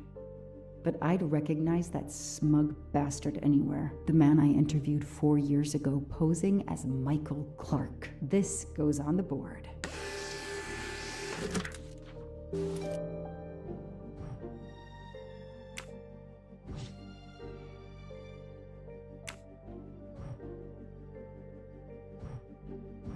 Maybe they needed to show the ransom to someone, to check if the serial numbers were still on record. I'll print them, and on the wall they go.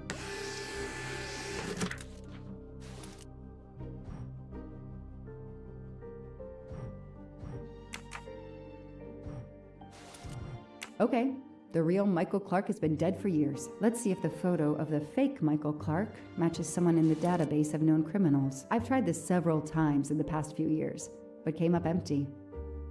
Maybe whoever he really is has finally made a mistake.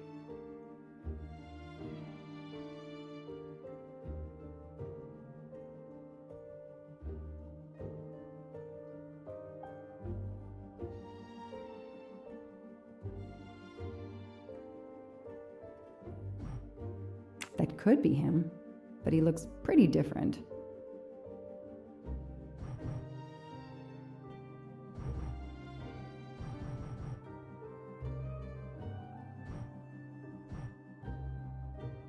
Yes, he seems different at first glance, but still, it's the same person. Good. Nice.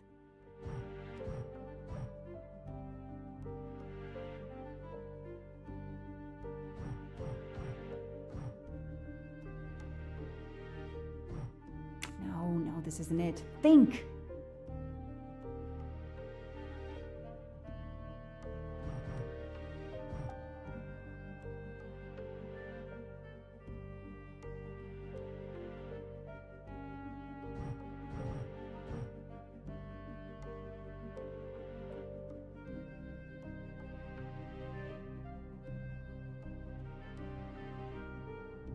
He's changed his appearance a lot. Probably had some plastic surgery on his nose, but there is no doubt it's the same person. Let's see why he was arrested.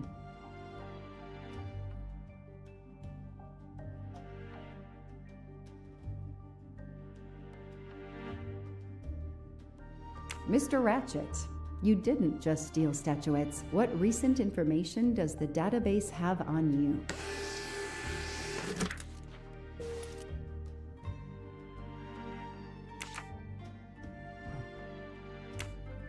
It's so frustrating. I have a name, but I can't find anything about him. But I know just who to call.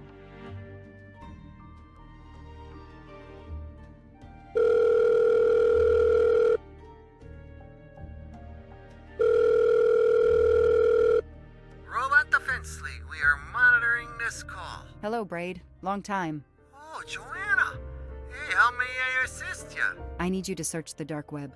Yeah, can you narrow that down a little? Cause, it's pretty big and pretty dark out here. Could you find intel about a Samuel Ratchet? Samuel Ratchet. Got it. Bad dude? They don't come worse. Send me what you find by email. Alright, hang on. Okay. Yeah, okay. Nope. And okay. Oh, this might be something. I gotta do a deeper dive, but you should find this interesting. Could be coincidence if I believed in them. Emailing details. Domo arigato, Mr. Roboto. We're here to save mankind. Oh, it's a cookbook.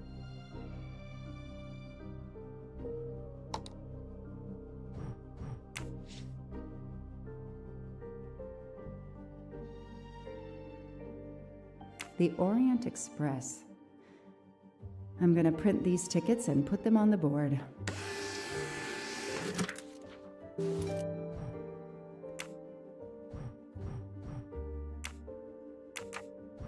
Absolutely nothing on this Cassetti. His driver's license is almost surely a fake.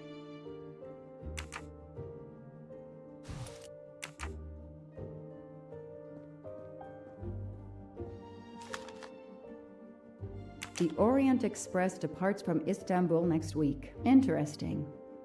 I'll put it on the board. The event? Some old train.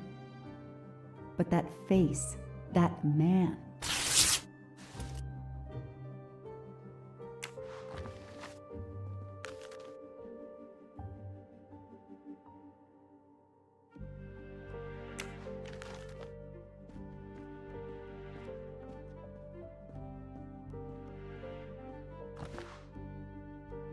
I've read it probably 10 times already, but I can't get enough of it. Don't know why. Maybe because it helps me sleep?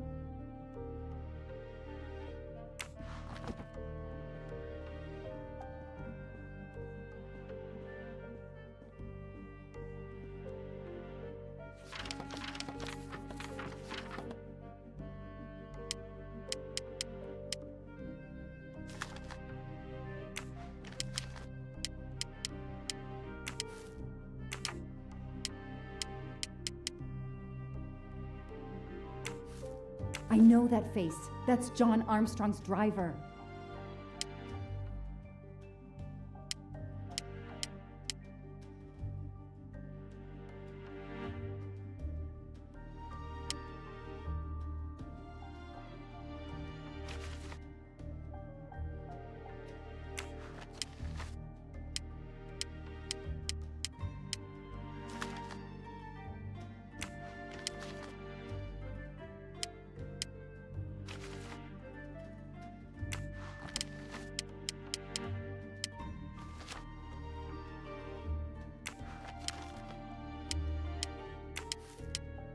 The person traveling with Ratchet has the same last name as my district attorney during the Armstrong case?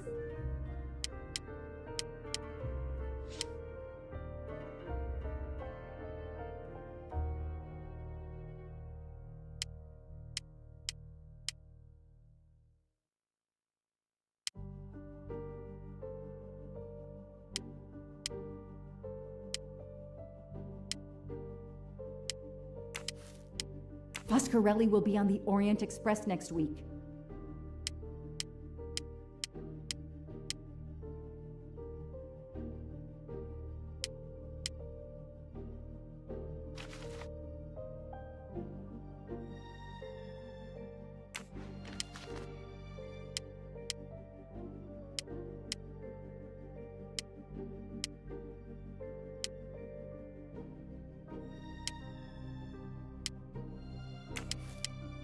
This tattoo is the same on both pictures.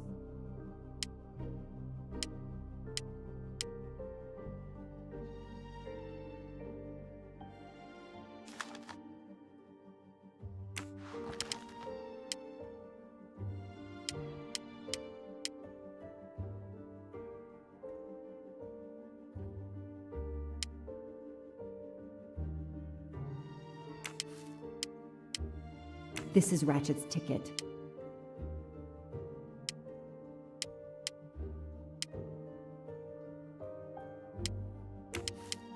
Goodbye, Michael Clark.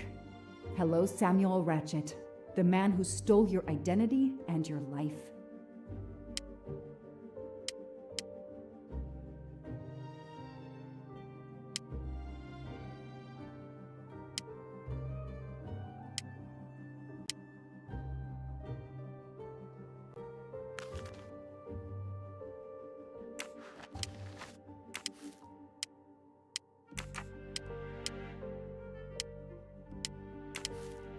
So, Ratchet's real name was Cassetti.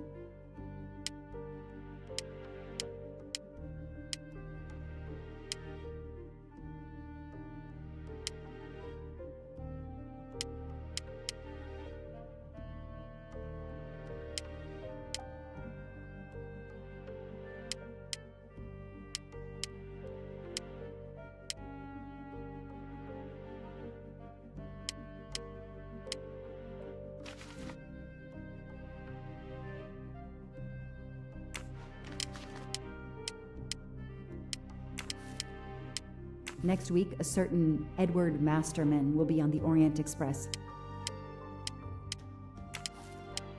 I've Dr. McQueen will be on the Orient Express next week. Ratchet will be traveling on the Orient Express in a week.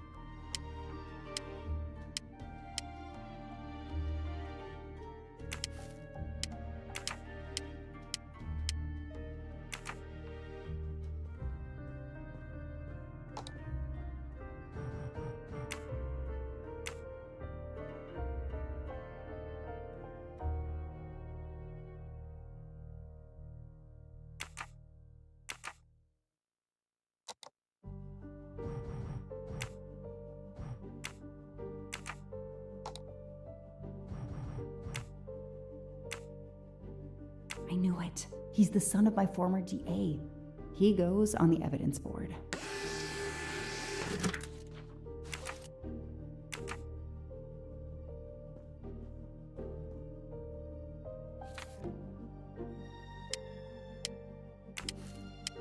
Here's what Hector McQueen looks like. Hector McQueen is the son of District Attorney McQueen.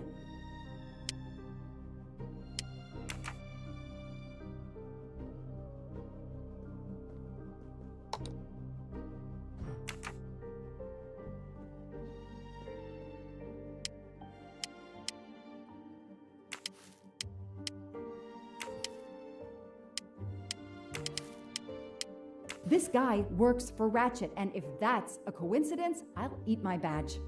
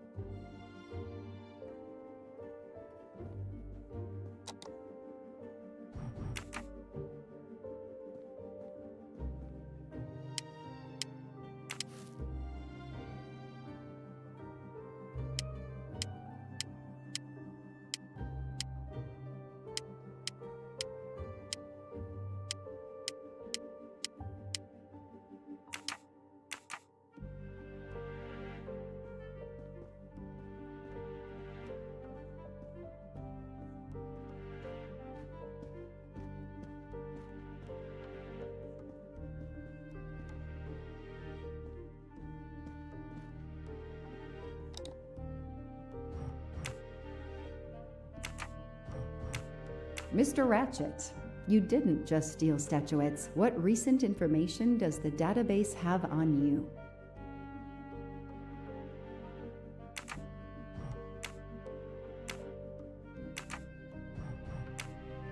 The Orient Express.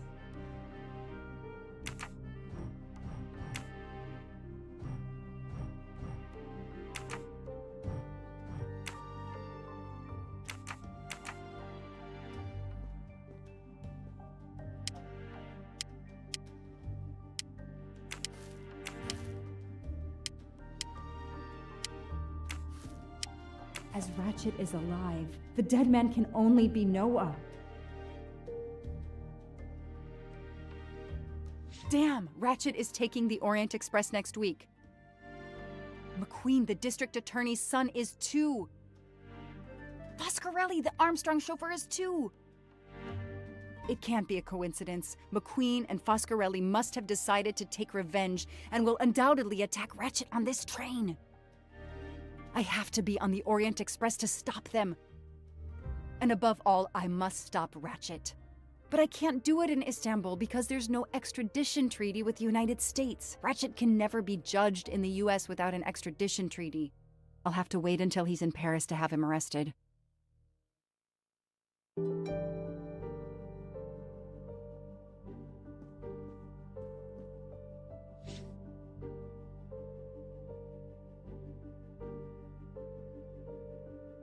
Every compartment is taken for this special anniversary journey. It's impossible to find a ticket. What can I do?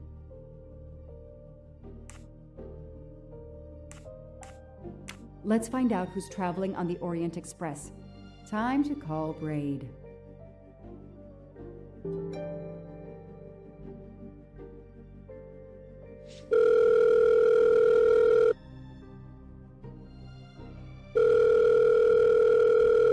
Braid! It's me again. I haven't found anything useful yet. I need one last favor. But it's a big one. Uh-oh. Can you find me the list of passengers of the Orient Express for that anniversary trip? Hold on. Jeez, their IT is surprisingly good. Maybe because of the big event. I found the list, but they sealed my back door as I was starting to capture it. Oh no. Whoa, calm down. I got one name. Female. The name I got before they kicked me off the server was Stacy Johnson. Do you feel like a Stacy Johnson? The question is, how is she going to feel about helping me? That's one you'll have to figure out for yourself. I gotta go back to weaving my magic on the web.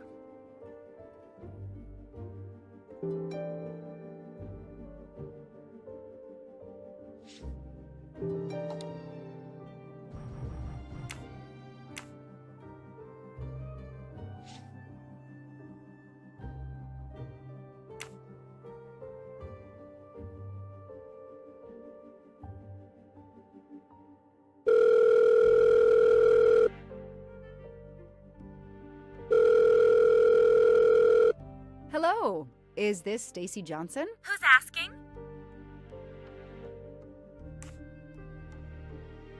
My name is Joanna Locke. I'm a police detective. And I'm just an actress. Now what did I do wrong? Nothing. I need your help. I need to take your place in the Orient Express. Is this a joke? No way. Do you remember the Armstrong kidnapping? Of course I do. That poor little girl. I'm a police officer. I have a new lead that may help me find her killer. Wait, didn't they prove it was the nanny? I have found compelling new evidence. I've reopened my investigation. You know, I had my doubts about the murderous nanny. I played a nanny a couple years ago in a slasher. I was killed in the first episode, but it got me interested in helping kids. Stacy, please, you say you help kids? Well, I joined a couple of associations who are trying to help underprivileged kids. If this little girl's real killer is still out there somewhere, I'd do anything I could to help. Getting me on that train will help more than you can imagine.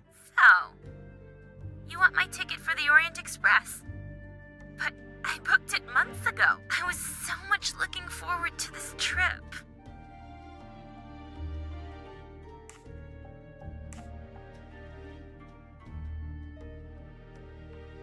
I'll give you twice what you paid for the ticket. You think I care about the money? You still don't get it, do you? I'm hanging up. Goodbye. Wait. Stacy, I can tell you care about kids. Here's your chance to help put this beast in prison for the rest of his life. Think of the publicity for those causes you care about. Think about the kids. The kids? Yeah. All right.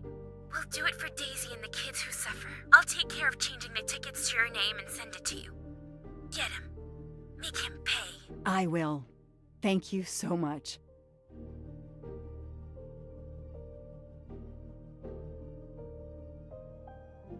Stacy was as good as her word.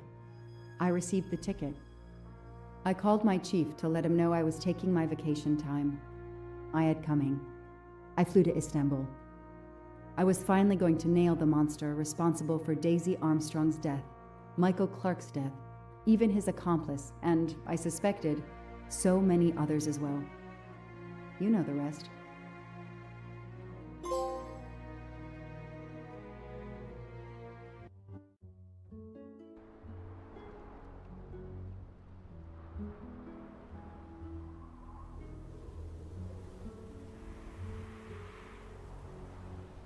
And that's how I found myself on this train.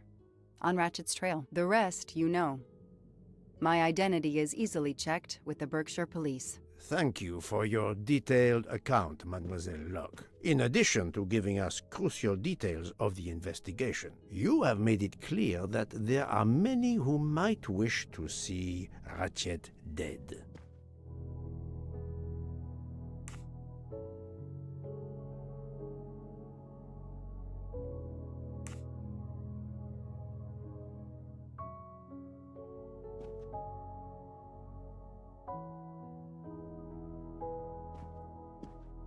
You have pursued Ratchet with, one might say, a vengeance. This could lead someone to believe you are a suspect.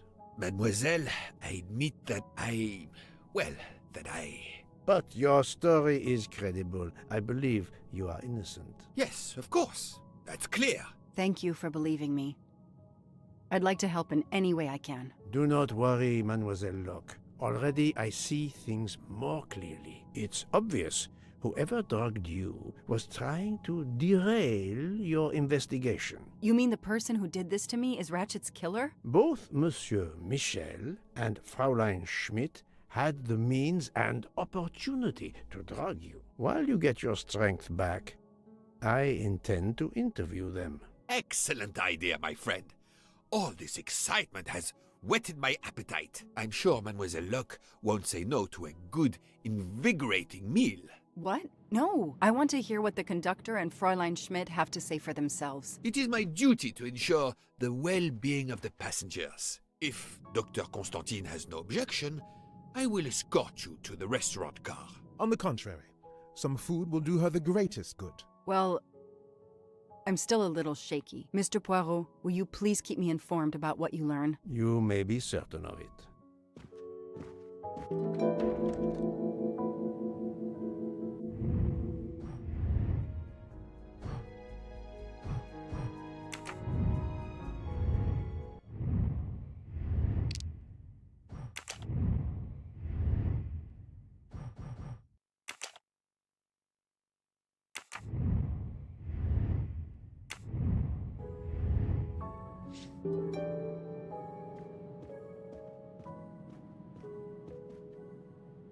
All that snow.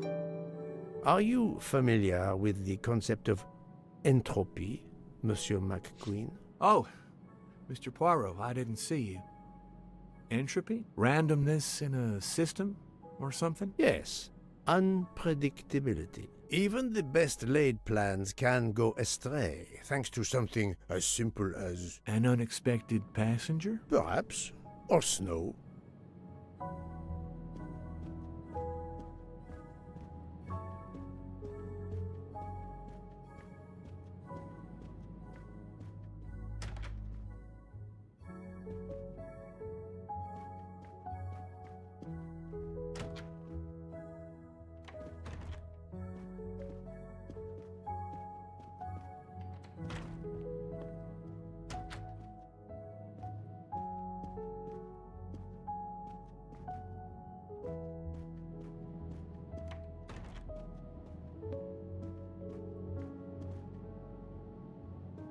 I have nothing to ask them at the moment. I should leave them alone.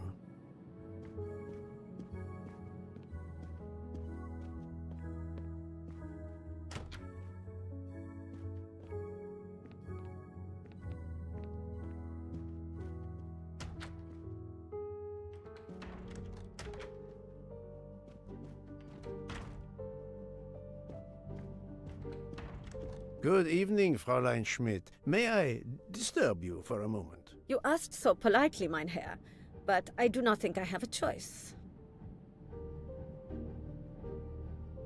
I wanted to let you know that your roommate, Mademoiselle Locke, is awake. Ah, yes, I'm glad to hear that. I was worried about her. Did she tell you what had happened to her?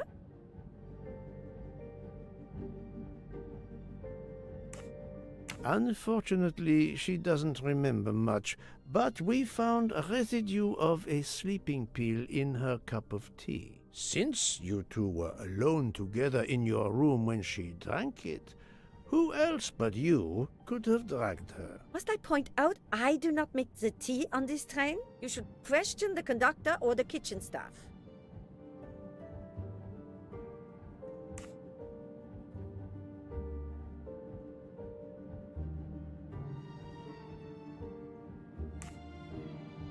I know you have sleeping pills, Fräulein. I do have some. Do you think I'm the only person on this train who finds it difficult to sleep? I believe the Countess Andrenier takes them. And I heard the Olsen woman thanking Mrs. Hubbard for a pill. That was aspirin. If you say so.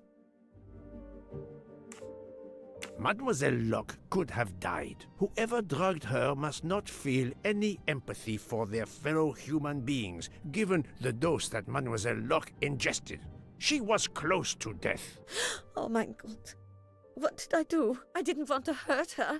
Just have her sleep for a few hours while we had time. We? Time for what?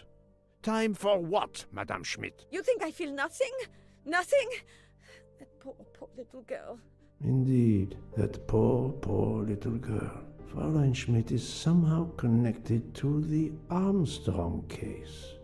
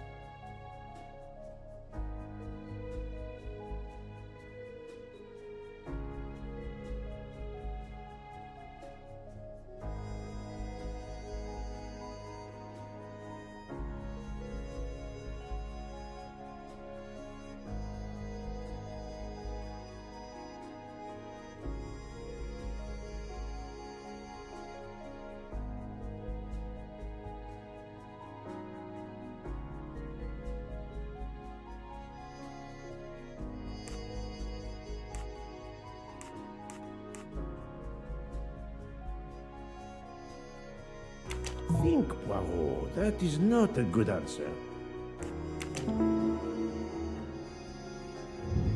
I'm right again. That happens to me a lot. Fräulein Schmidt, I have a certain reputation for sniffing out... I am not a murderer. Forgive me, but I was going to say brilliant chefs. You were the Armstrong family's cook, were you not? But... yes. I was the cook of that lovely, lovely family. I'm sorry, but I must ask you to give me some time to collect myself. It wasn't supposed to be like this. My darling, my poor darling child. I will give you that time, Fräulein. You have given me much more in exchange. I must check in with my other suspects to make certain I have all the pieces of the puzzle in my possession.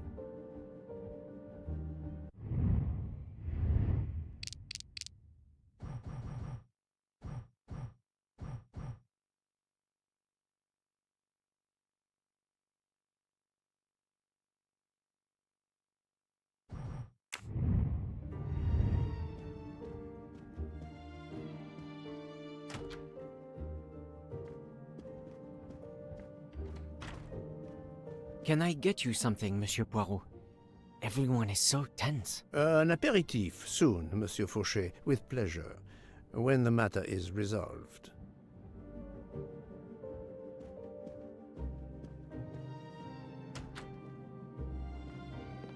Jean, you've mixed everything up again. Oh, I can't find the coffee liqueur for tonight's dessert.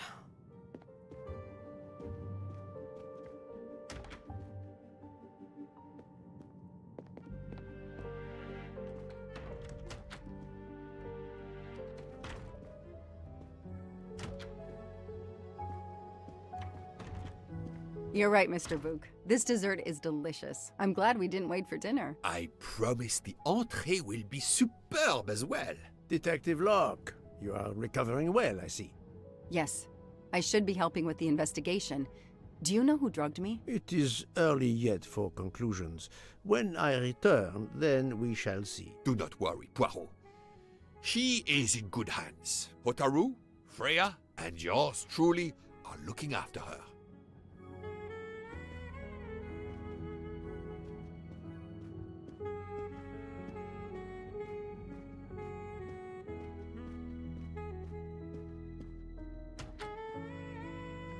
Not now! Not now! I have a dinner to prepare. Would you interrupt Michelangelo or Da Vinci? Another delightful trophy for my collection.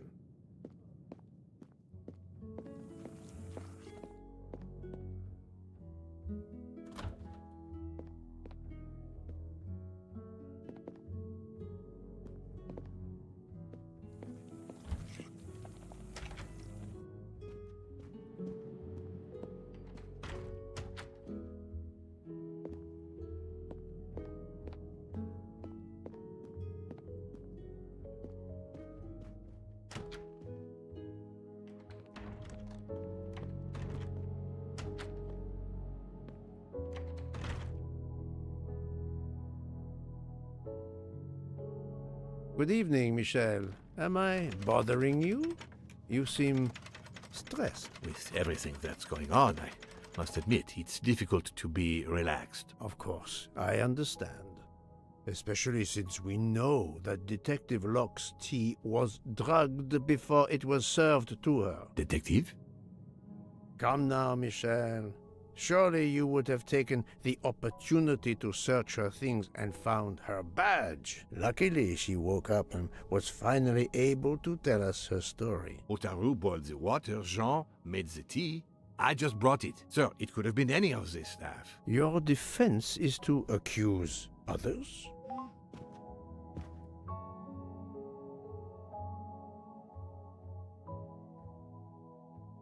You have a network connection? No, unfortunately. It's just an automatic reminder to pay my rent. I always forget, and my landlord complains. Pierre Michel had to be involved in the murder. The drugged tea, his post at the end of the hall, and now I know why I know more than one of those people on the screen.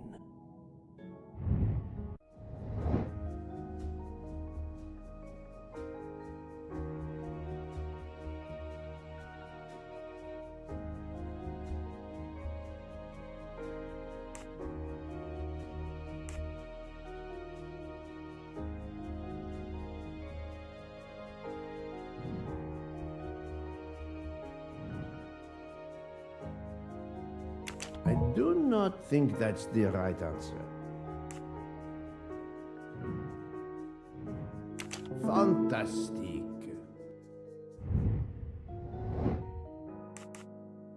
Great. Well done. My little gray cells did not let me down. You are the father of Suzanne Moreau, Daisy Armstrong's nanny. My condolences on the death of your wife. What? But my wife... Enough lies. Suzanne does not bear your name? No. Suzanne's mother and I were divorced. Suzanne kept her mother's name. My most sincere condolences, Monsieur Michel, on the deaths of Suzanne and your wife. This job, I loved them, but I was never there for them. Then, a year after the divorce, Solange became ill. Suzanne took her to this special hospital in the US.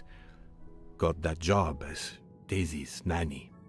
I understand your pain, and the reason that led you to drug Detective Locke. We really can't hide anything from you, can we?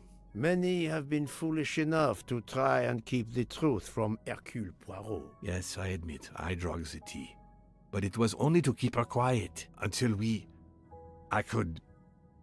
But she reacted so much to the sleeping pills. She was lucky, as are you, that she didn't die. To be frank, there is one more thing that puzzled me, but I think I understand now.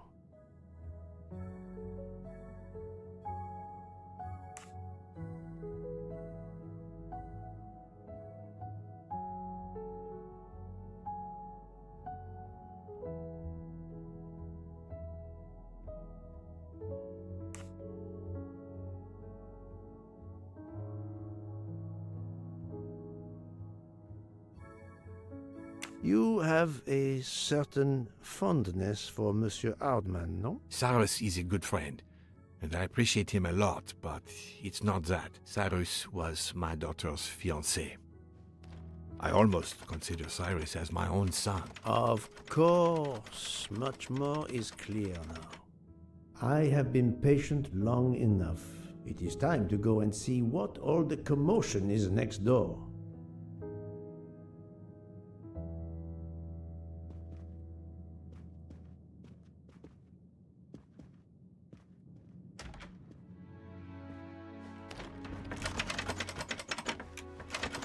Monsieur Hardman, excellent. The gods who watch over detectives must have trapped you here.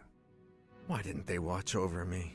I'm a detective too. I was talking to Michelle about a leaky faucet, and I wanted to go out, but you showed up. No need to invent some preposterous story. But really, Michelle has told me everything. You are the fiancé of Suzanne Moreau, his daughter. Oh.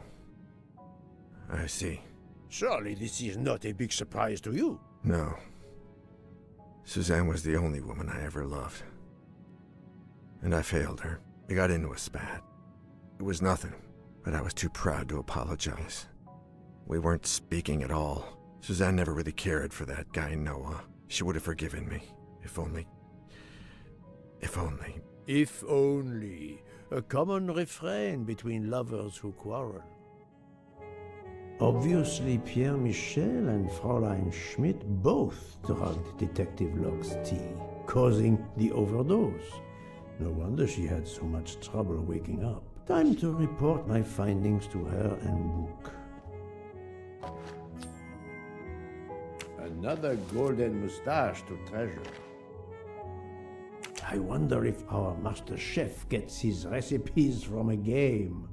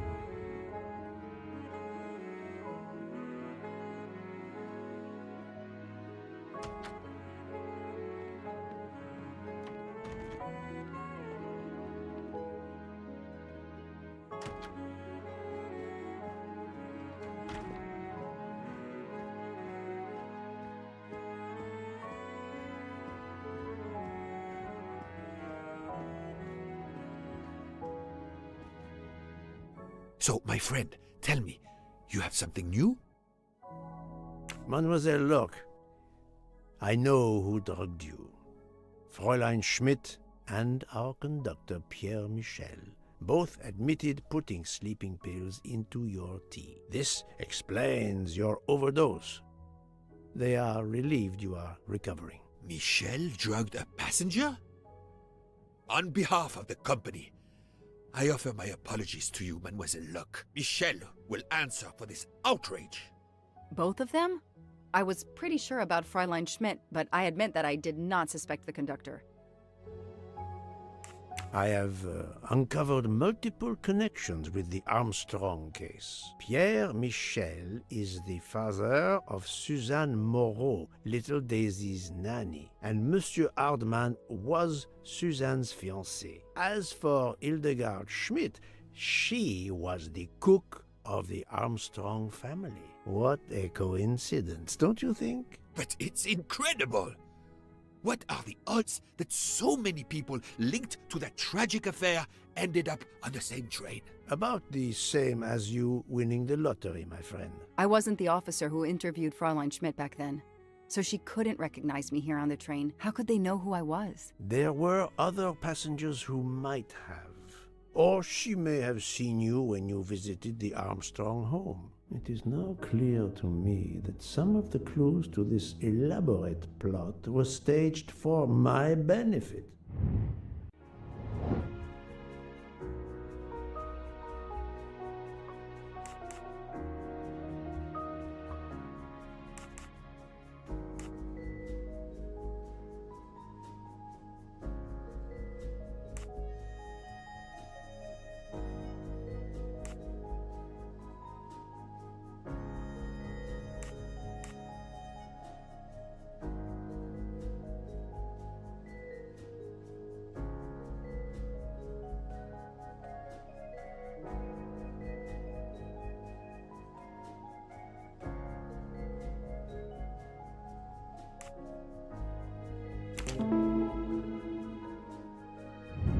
I'm right again.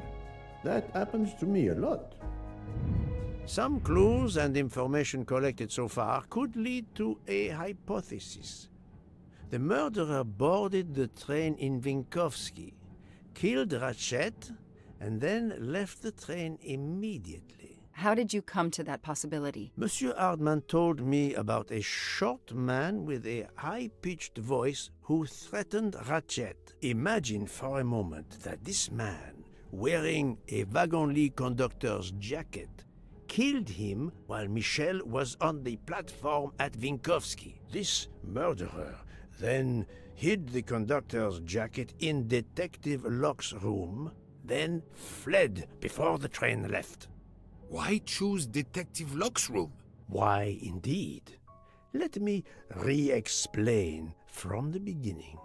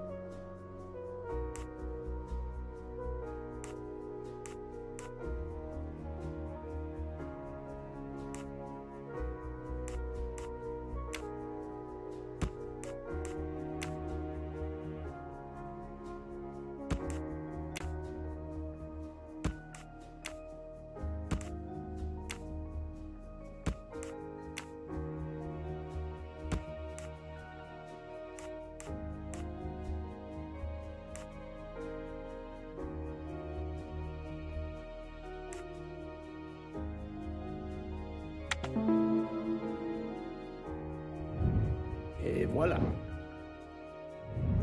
Mon Dieu! Oui! That must be it! Everything fits so well! It fits too well, my friend. Other clues lead to a second hypothesis, much more plausible.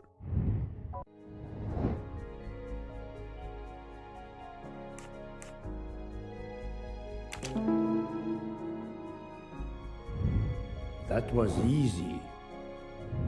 So, we have multiple murderers, all related to the Armstrong case. The murderer from Winkowski was a fabrication to turn suspicion away from those on the train. They expected the investigation to be led by some small-town official who could easily be misled. Mr. Poirot? Detective Locke, forgive me. You are an obvious exception. You tracked Ratchet with the tenacity of a bloodhound. Unfortunately for the killers, they not only had you to deal with, but now they had, and I say this with all modesty, the world's greatest detective, Hercule Poirot, dropped into the midst of their meticulous planning. Multiple murderers? Multiple detectives? Poirot, please take pity on me. Who is linked to this case, and who is not? My poor friend, I have gone speeding out of the station without you. I will continue.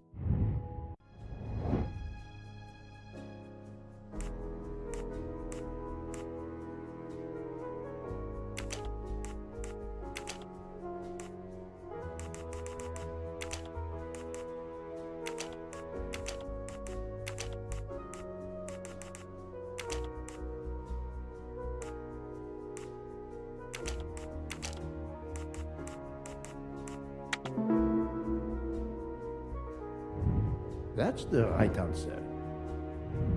Fräulein Schmidt, Pierre Michel, Monsieur Hardman, and Monsieur McQueen are all linked to the Armstrong case. I also know that Sonia Armstrong's sister and godmother, Countess Andreni and Princess Dragomirov, are on this train. And finally, Detective Locke discovered that Mr. Foscarelli was the Armstrong chauffeur. If we add Detective Locke and Ratchet, of the 12 passengers in that coach, 9 have a connection with the Armstrong case. What next, Poirot? Or should I say, who next? It is time to summon everyone. Everyone? Even Dr. Constantine? The train crew other than Michel? Dr. Constantine, yes. I will need him. But we don't want the others as witnesses. I will see that their duties keep them occupied elsewhere. Excellent. I have always thought this moment in a case is much like Rodin unveiling the thinker before a captivated audience. A work of art. Have you not felt that way, Detective? No, Mr. Poirot. I'm happy just to slap the cuffs on him. Well, there is some artistry in that as well, I suppose. Where would you like the unveiling, Poirot? The lounge? Perfect. Then I will gather all the passengers in the lounge.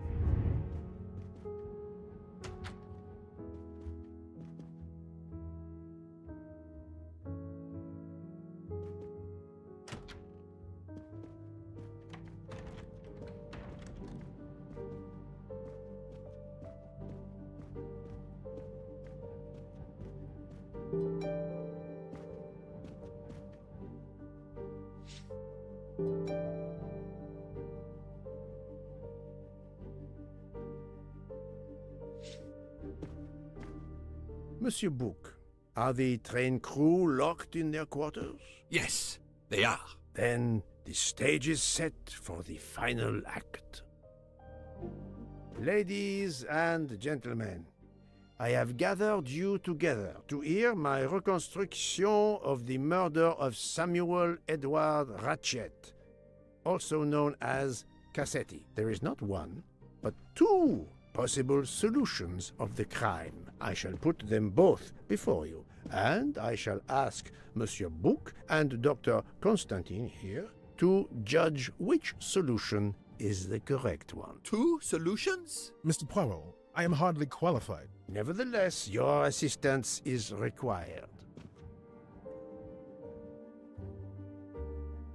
Now, you all know the facts of the case. Ratchet was found stabbed to death this morning. He was last known to be alive at 12:37 a.m. last night, when he spoke to the wagon-lit conductor through the door. His watch was found to be badly dented, and it had stopped at 1:15. Dr. Constantine, who examined the body, puts the time of death as having occurred between midnight and 2 in the morning. At half an hour after midnight, as you all know, the train ran into a snowdrift. After that time, it was impossible for anyone to leave the train. So, here is my first theory.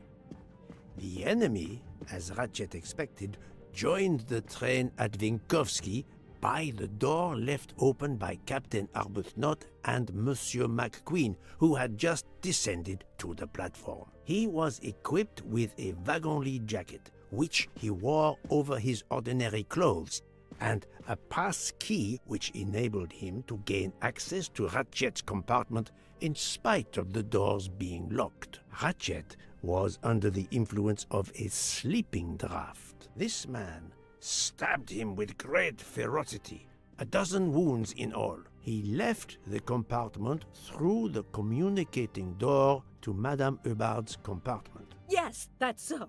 Scared me half out of my wits. The murderer thrust the dagger he had used into Mrs. Hubbard's handbag in passing. Without knowing it, he lost a button of his uniform. Then he slipped out of the compartment and along the corridor. He put the uniform jacket into Detective Locke's suitcase to cast suspicion on her. And a few minutes later, dressed in his ordinary clothes, he left the train just before it started off again, using the same means for egress, the door near the dining car.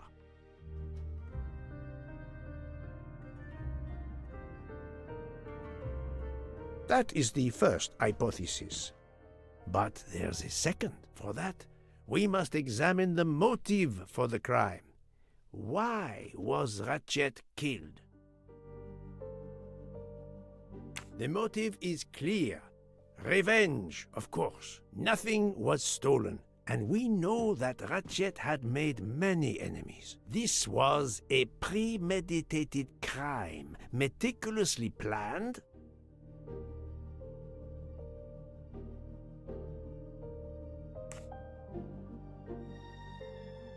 Since the kidnapping and death of little Daisy Armstrong, which traumatized many people close to the family. Even when the police concluded that it was Suzanne Moreau, questions remained. Detective Locke continued her investigation, as did others. They became convinced the truth lay elsewhere. We now know who the real murderer of Daisy is. It is clear now that Daisy's killer was Ratchet, also known as Cassetti and Michael Clark and how many other names. But of course, many of you have known this for a long time. It is obvious that the 12 stab wounds are not a random number. Dr. Constantine's analysis revealed that some stab wounds appeared to have been caused by a right-handed attacker. Others indicated the knife wielder was left-handed. Some wounds were deep, more than one fatal, yet others were not much more than mere scratches. What can explain these discrepancies? This leads us to an obvious conclusion. They are symbolic.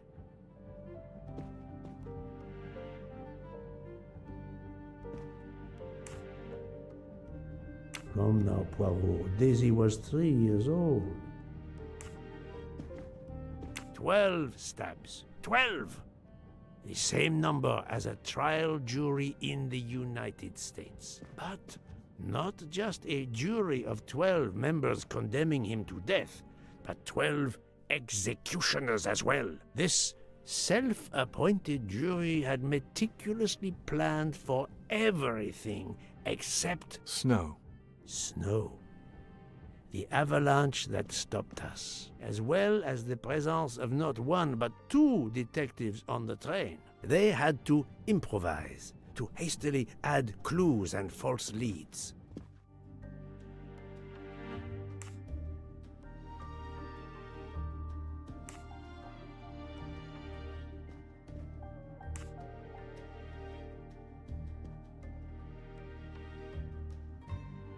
The time on Ratchet's broken watch was deliberately set to conceal the true time of the crime. The vial of vaping liquid incriminated Captain Arbuthnot. However, he had a solid alibi confirmed by Monsieur McQueen. Impossible then to suspect him. This woman in a red kimono does not exist. I don't know which of the passengers it was. It does not really matter. It was just a performance, a charade to introduce another possible culprit to muddy the waters. The conductor's jacket, found in Detective Locke's suitcase, was put there only to cast suspicion upon her. All these false leads were intended for me. But I am Poirot. I understood the truth. We have a train full of suspects. It's time to identify who the real culprits are. Let's start with Detective Locke.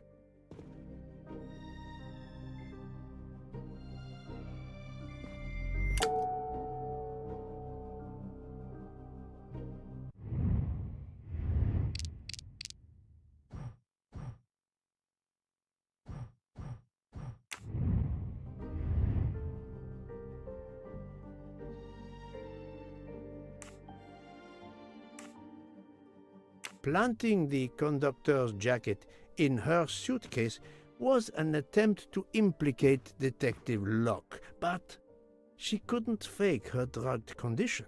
Dr. Constantine can testify that the drugged tea incapacitated her for hours, and she had 2 relapses. Let us move on to Monsieur McQueen.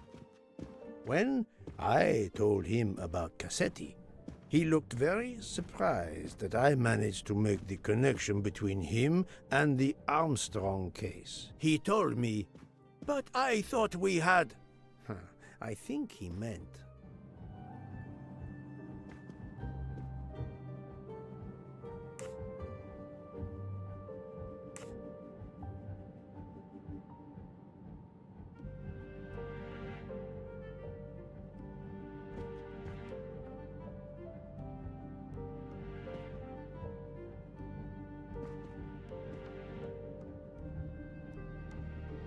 You thought you didn't leave any real clues linking the murder to the Armstrong kidnapping. Moreover, you insisted that Ratchet did not speak French when you knew I had heard a voice calling out in French that was supposed to be Ratchet.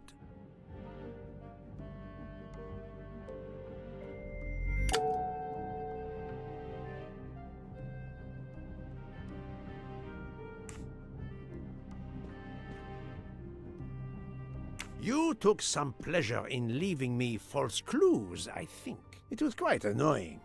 But you told me yourself that your father was the district attorney who handled the Armstrong case. The case haunted my father. At first, he believed Suzanne Moreau had helped her boyfriend, Noah, to kidnap Daisy, even though there were questions that went unanswered, and a young policewoman refused to let it go, continuing to find discrepancies, but never enough to reopen the official investigation. That policewoman sits there.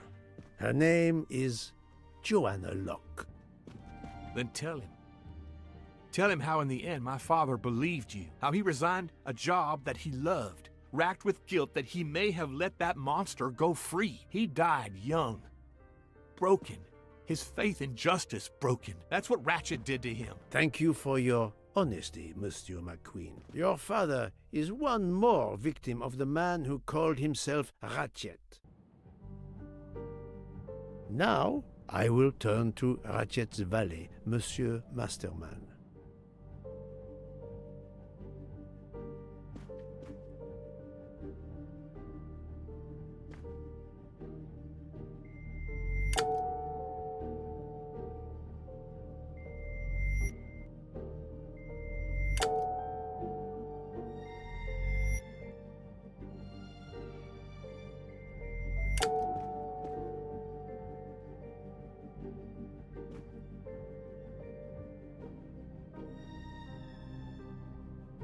No, Poirot. Remember Ratchet's sleeping pills.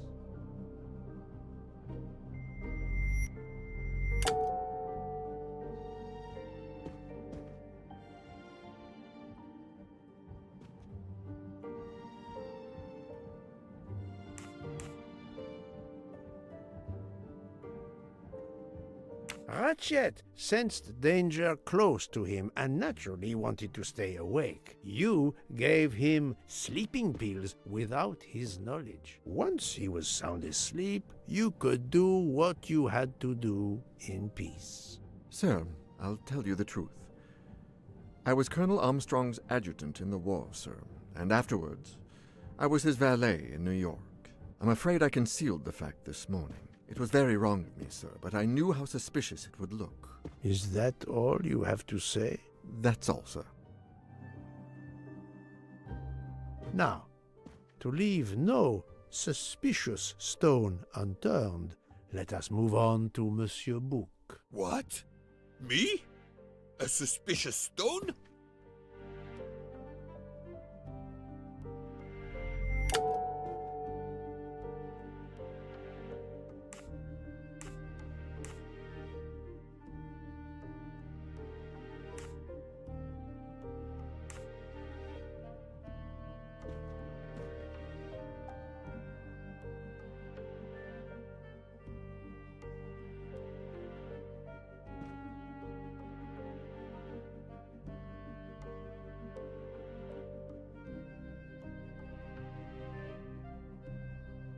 Bouc, my friend, of course you are not guilty. You did everything you could to get me on this train. What madness would cause you to ensure, and I speak with all modesty, that the best detective in the world could be present to witness your crime? But doesn't our friendship count as well? Most assuredly, but a murderer can wear all sorts of masks, including friendship. Let us consider our ever-efficient wagon-lit conductor, Pierre Michel.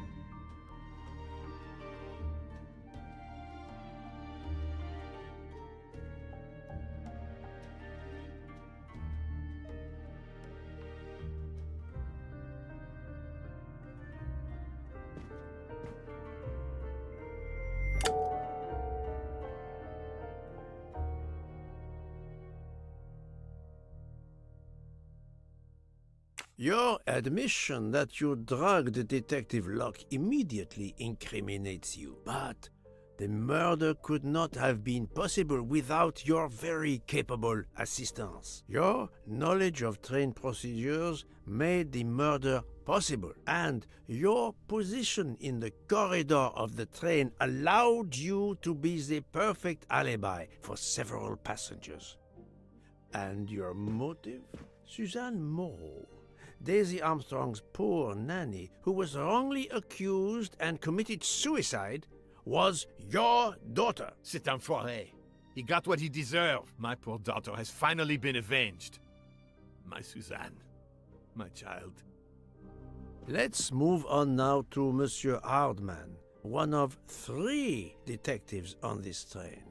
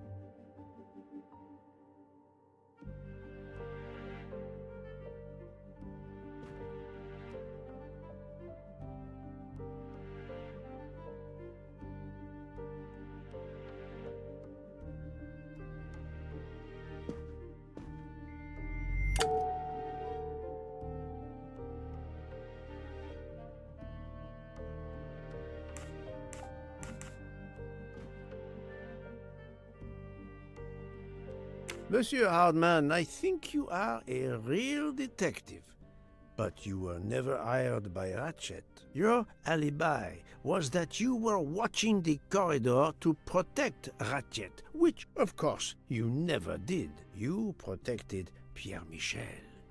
However, we just saw that his alibi doesn't hold up, so neither does yours. I don't know about the conductor. Being Suzanne's fiancé, you had a substantial motive to punish Ratchet. You used your detective skills, just as Detective Locke did, to hunt him down and finally avenge the death of your beloved.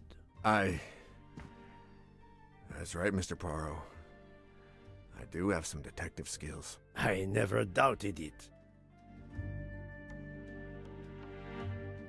Now, Fraulein Schmidt, the lady's maid with the soul of a cook.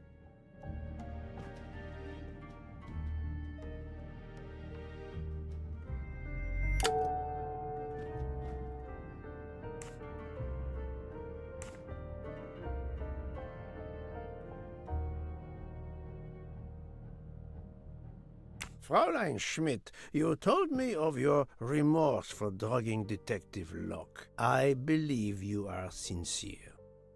However, as the cook of the Armstrong family, you experienced the drama from within. The death of Daisy, then Sonia Armstrong, who died in childbirth, and finally, Suzanne and John Armstrong. So much misfortune in that poor family. The death of this criminal is only justice. Let us move on to Countess Andreni. I was impressed by the earnestness of her husband when he swore to me solemnly on his honor that his wife never left her compartment that night. Should I believe it?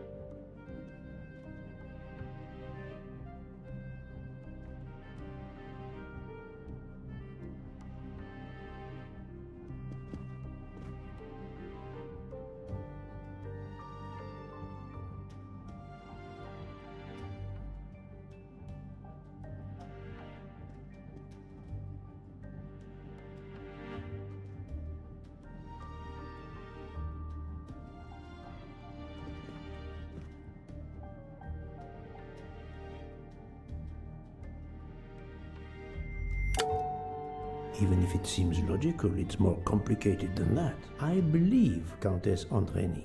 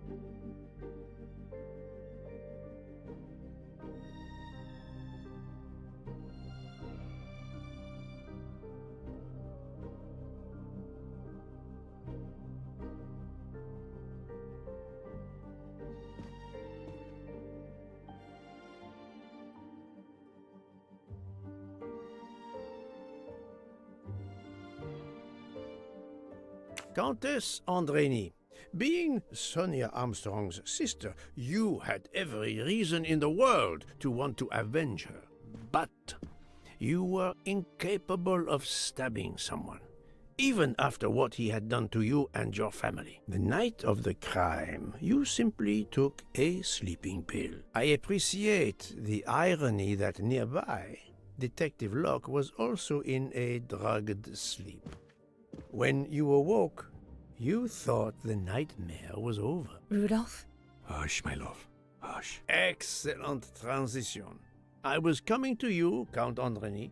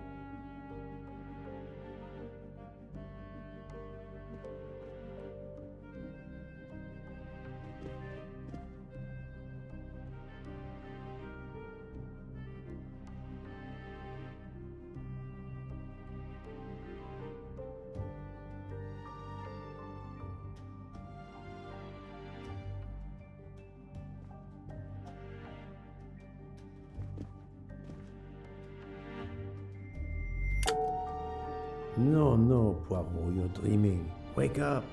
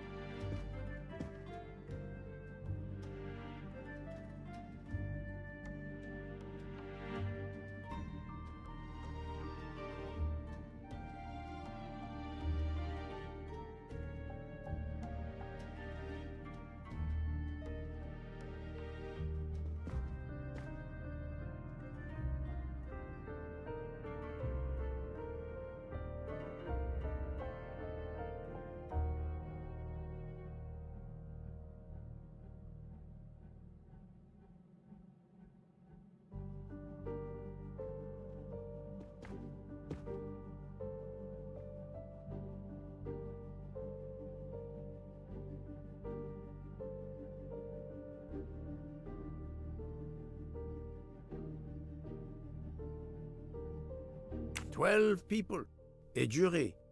This was very important to all of you. If Countess Andreni did not stab Ratchet, someone had to take her place. And you, Count, the beloved husband. I've seen how fiercely you love and protect your wife." Enough! I would do anything for Helena. Anything. Even that. Yes, even that. Let's move on to Monsieur Foscarelli.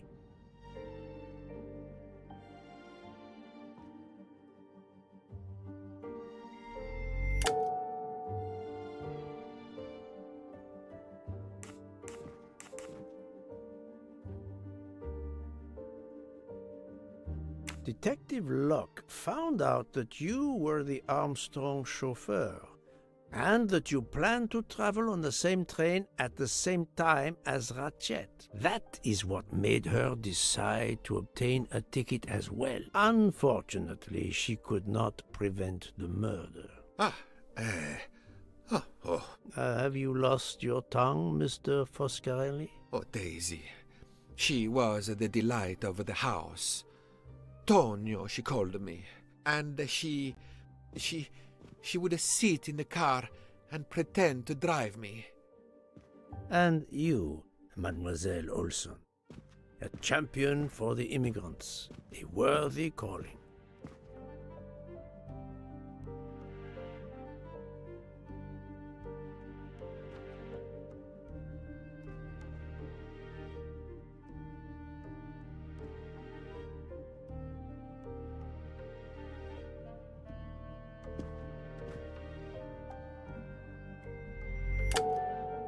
I do not think that's the right answer.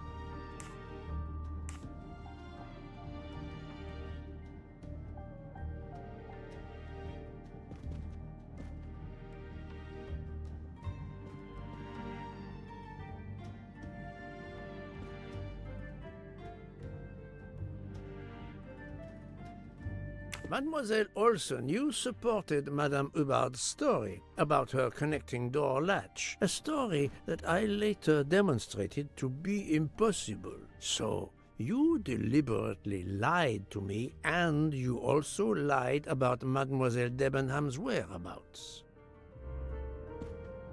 Enough! I can't take this anymore! I know what you want from me, Mr. Poirot. Very well. Here it is. She was my little Daisy, my angel, so patient.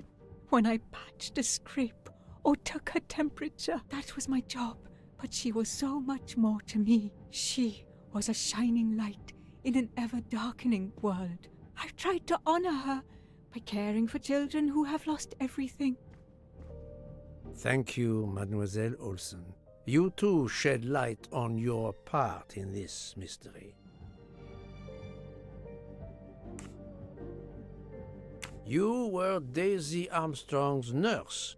I will ask you no more questions. It is enough that you have admitted what I know to be the truth, and I understand. Let's move on. Dr. Constantine. You suspect me? I know none of these people. I didn't know Ratchet either, and I've taken a solemn oath to help people, not murder them.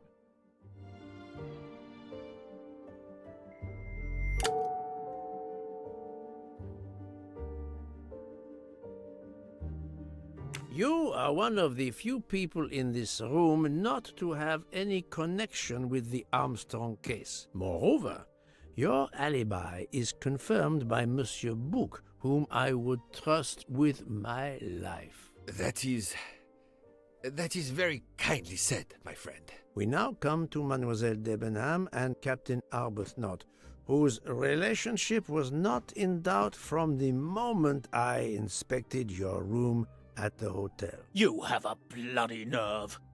Indeed, I do. We're getting married. Congratulations. But I would rather talk about your relationship to John Armstrong.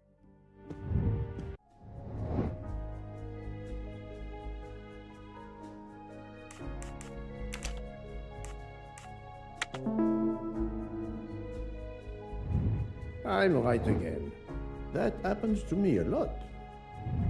Captain Arbuthnot, you served in the army with John Armstrong. What I don't understand is why a man your age is still a captain. One might expect you to be a colonel as well. Ever fought in a war, Poirot? It was war that first brought me to England. Then you know what it's like. There's a shattering sound, and death, and mistakes, acting on intelligence that proved to be wrong. I sent a patrol to their death. Good men, brave men, wasted. John testified on my behalf at a court-martial. I'm not a colonel. I don't deserve to be, you bloody fool. But I'm also not in prison. John remained my best friend until... There, you have my story. Understand now? Archie, calm down, please. You're right, Mary. What you see in me, I don't understand. Oh, Archie, I see in you what John saw. Miss Debenham, I'm sorry. My turn, is it? I'm afraid so. And you have caused me quite a puzzlement. Your connection with the Armstrong family was not obvious. Then I remembered the job you currently hold.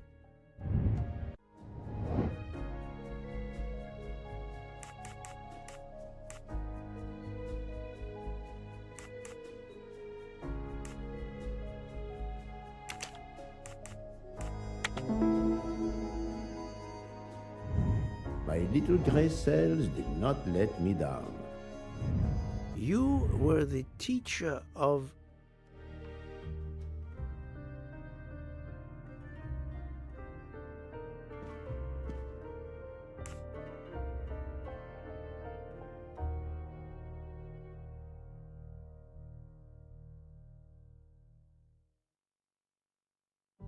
You were the teacher of Helena Andrény, whose maiden name was Helena Goldenberg before she married Count Andrény. Yes, absolutely. Why lie to you?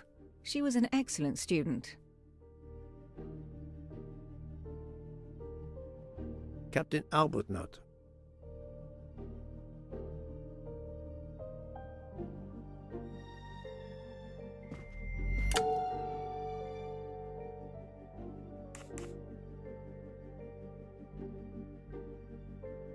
You had one of the strongest alibis, thanks to Mr. McQueen, but his testimony melted like a snowflake. There went your alibi.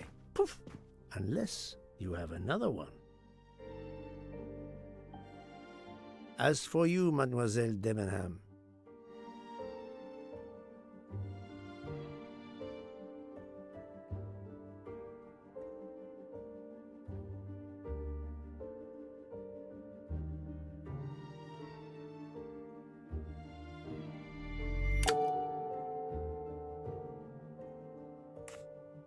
Mademoiselle Olsen was the only one who could confirm your alibi. I think you know where you stand. Very good, Mr. Poirot.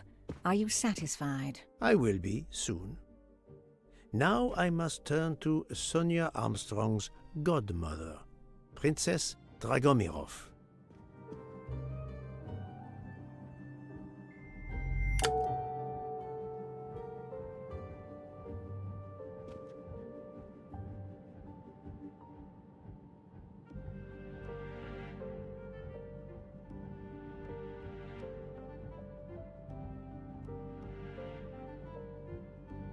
Princess Dragomirov, you weren't on my list of suspects at the start, given your social position. I left my social position in a cold country. Do you object to being addressed as Princess? I deny people the opportunity. It makes a good story to tell their friends. It also guarantees a good table in the best restaurants. Princess, there is also, forgive me, your extreme physical fragility. It does not stop me when I must be strong.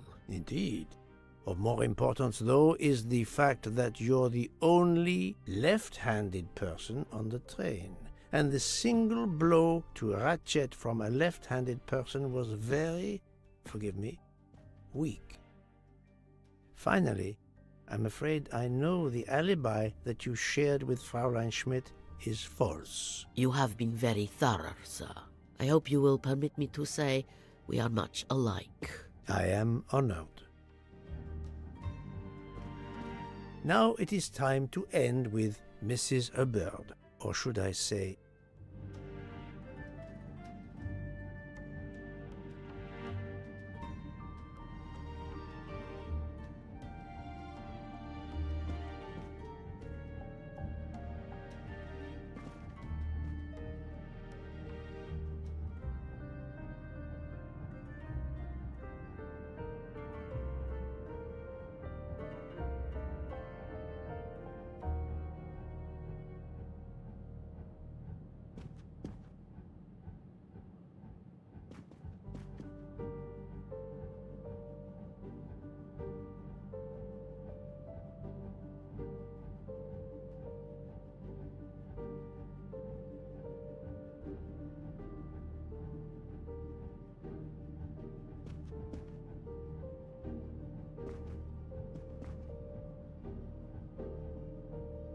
Linda Arden. If Princess Dragomirov hadn't told me about her relationship with this famous actress, I might not have made the connection. But you are a great actress, madame. Your performance as a flighty, self-involved woman was superb. I never would have guessed something entirely different. As for what ties you to the Armstrong family, it is obvious.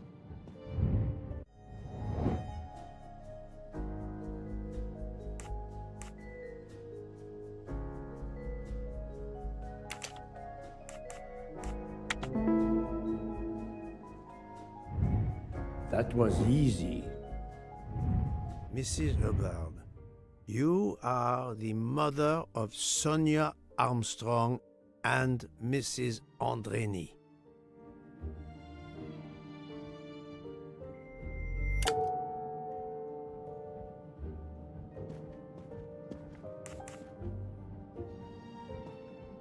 Madame Hubbard, you really are a remarkable actress. You put so much effort into your character and into staging the murder. I saw it as a perfect mosaic, each person playing his or her allotted part, so carefully arranged that if suspicion should fall on any one person, the evidence of one or more of the others would clear the accused person and confuse the issue. Everything was meticulously planned. But you hadn't expected that Detective Locke and I would be on this train, and the avalanche would block it on the night of the murder. You had to improvise. But again, improvisation would be another of your skills as an actress. So you came up with the story that the latch on the door that communicated with Ratchet's compartment was hidden by the handbag. I always fancied myself in comedy parts. That slip about the sponge bag was silly. Shows you should always rehearse properly. You know all about it, Mr. Poirot. You're a very wonderful man, but even you can't quite imagine what it was like. That awful day. I was just crazy with grief. So were the servants. We decided then and there that the sentence of death that Ratchet had escaped had got to be carried out. There were 12 of us, or rather 11. Suzanne's father was over in France, of course. First we thought we'd draw lots as to who should do it, but in the end we decided on this way. It was the driver, Antonio, who suggested it. Mary worked out all the details later with Hector McQueen. It took a long time to perfect our plan.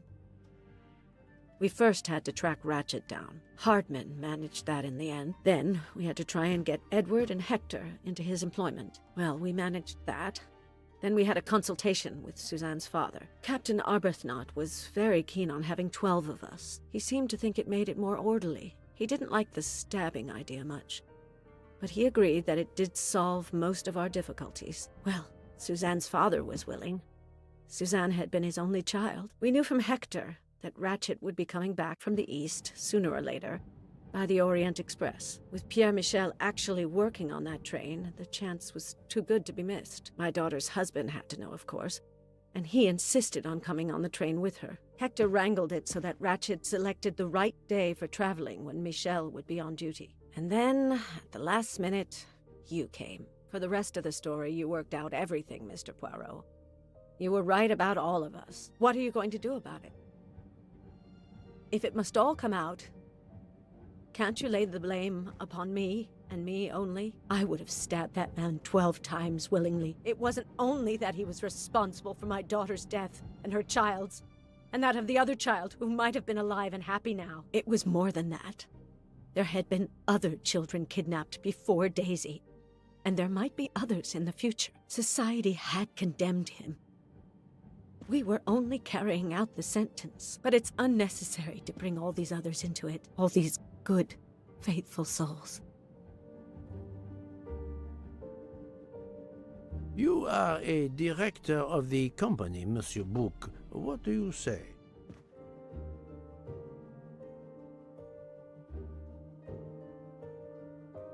In my opinion, Poirot, the first theory you put forward was the correct one.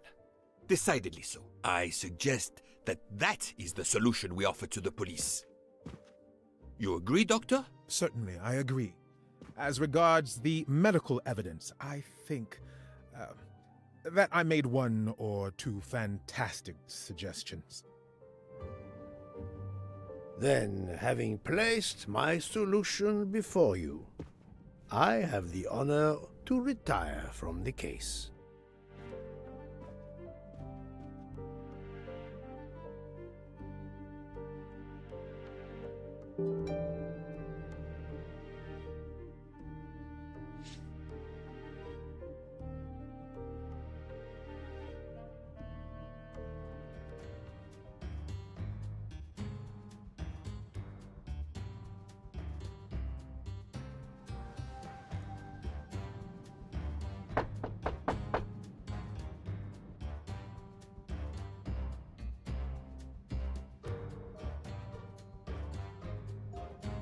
I'm sorry to wake you up in the middle of the night, Poirot, but it couldn't wait. There was a detail that bothered me in my preliminary autopsy of Ratchet's body. I went back to examine the body and I discovered a wound covered by another. The blow I hadn't seen was delivered by a thinner, sharper blade. So there were not 12, but 13 stab wounds. 12 stabs for 12 jurors.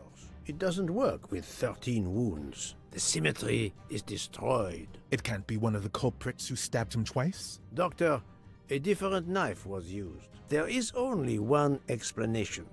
Somehow, some way, there is a 13th murderer on this train. We must tell Bouc. The case is not solved.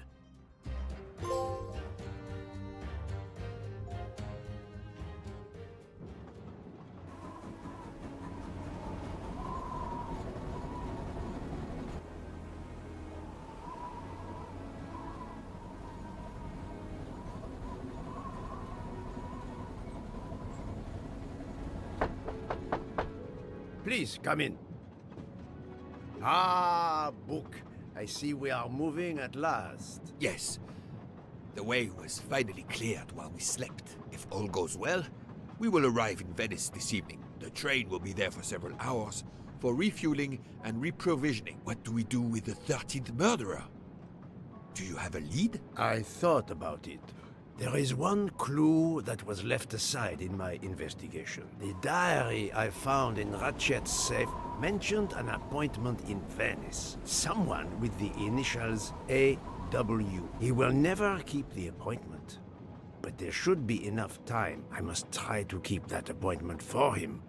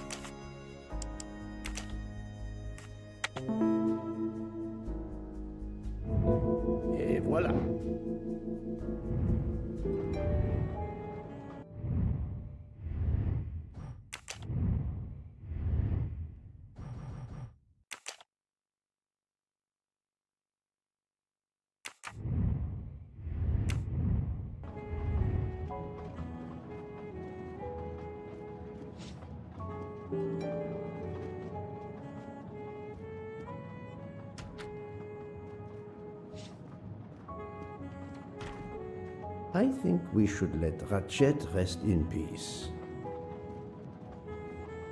I don't have time for small talk. How would it look to the police if I asked a suspected murderer for help?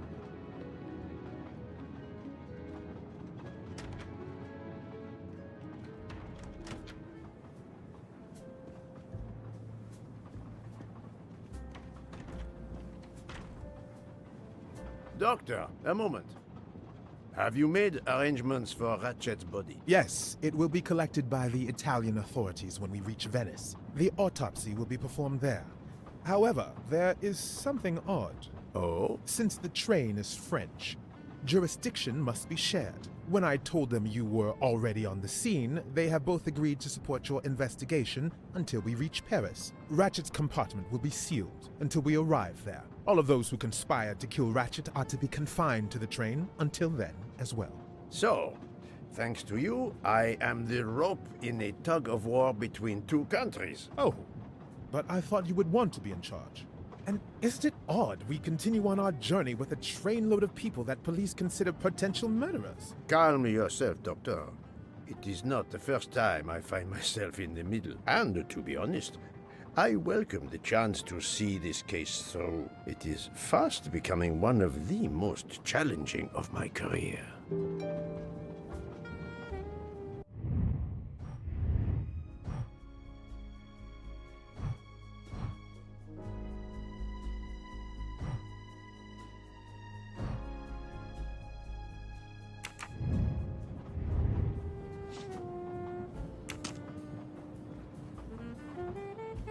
So, my dear book, how does our journey progress? We are well on our way to Venice. All of our passengers are locked in their rooms by order of the authorities. I watch them when they want to stretch their legs, like the captain there behind you.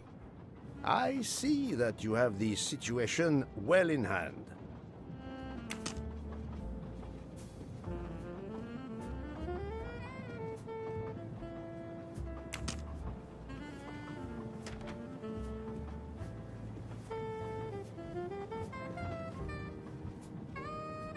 Mademoiselle Locke, you are clearly an excellent police officer. Could you accompany me to Venice for an investigation into Ratchet's activities? There is much we still need to know. Well, yes, it would be an honor to work with you. And I'm glad you trust me.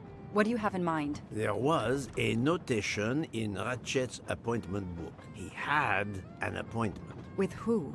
There were only the initials A.W. They were to meet at 10 o'clock at the Fontana dei Conigli. I want to know who Ratchet was meeting and why. But you've already discovered the 12 conspirators. Why is this meeting important? Unfortunately, the case is not complete. Dr. Constantine has discovered the presence of a 13th stab wound. One of them could have stabbed him twice. The wound was made with another, finer blade. Why would one of them have used two knives? Did they want to confess they killed him more than the others? And if so, why bother to deny it when they have already confessed? No, it makes no sense. And I do not close a case until all questions have been answered. You, of all people, must understand this. You're right. I do understand. I'll help you. Thank you. Together, we will uncover the truth. We will arrive in a few hours. Take the opportunity to rest. I slept well last night. No more effects of the drug. Excellent. Then be prepared when we reach Venice. We have another mystery to solve.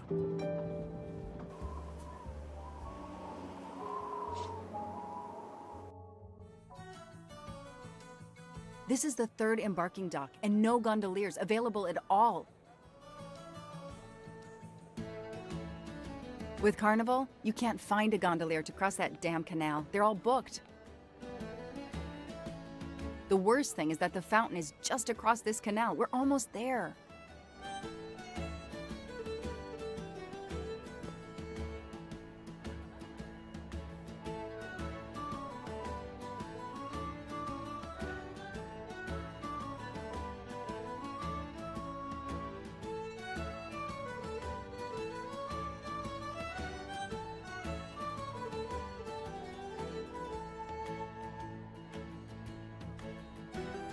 I see a gondolier just over there.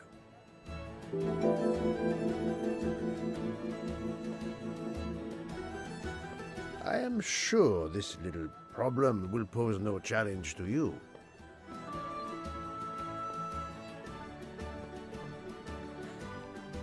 It's calm and relaxing, although not as clean as it could be.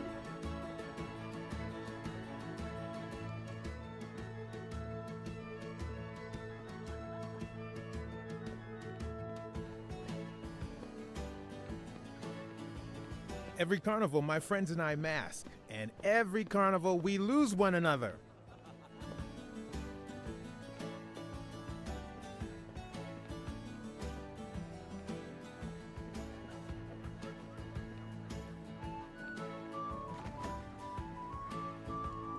Hi there. We'd like to cross the canal, please. There is a bridge about a kilometer down the canal. Please. According to the map, the Fontana dei Conigli is just across the canal here. No, I, Gabriele, cannot help you. I'm sorry. We'll miss the 10 o'clock rendezvous if we try to get through this crowd, and have to walk a kilometer in both directions. Why is he refusing to take us across? He looks upset. I should try to find out why. If it's a matter of price, I'm sure we can work it out. Money? Money won't help me now. His problem isn't money. What is it then?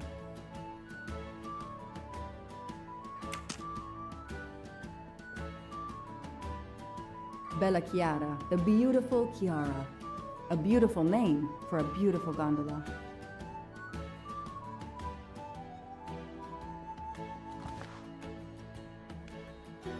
Ah, what a sham. A beautiful bouquet crushed by revelers.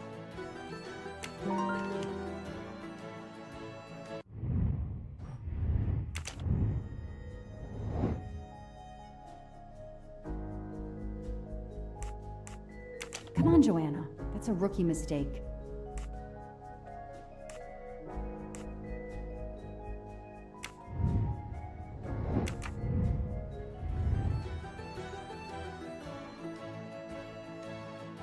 Show me how an American detective would handle this.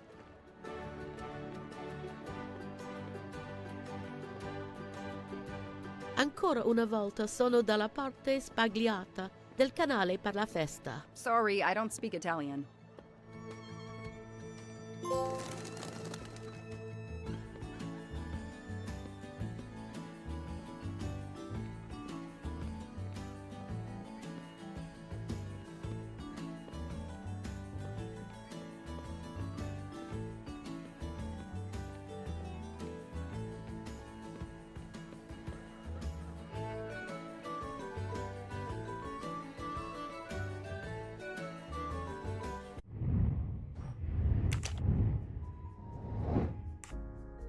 Nice.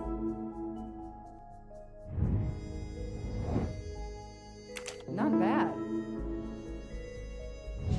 That's it. No rookie mistake there.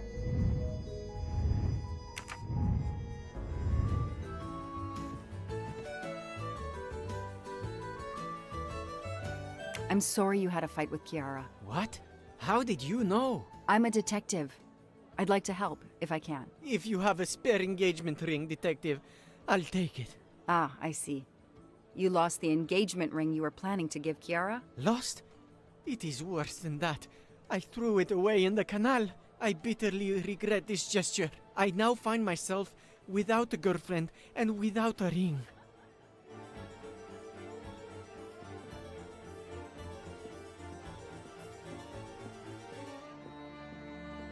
If we find the ring, maybe the gondolier will take us across. You are right. There is not much time. I will help you.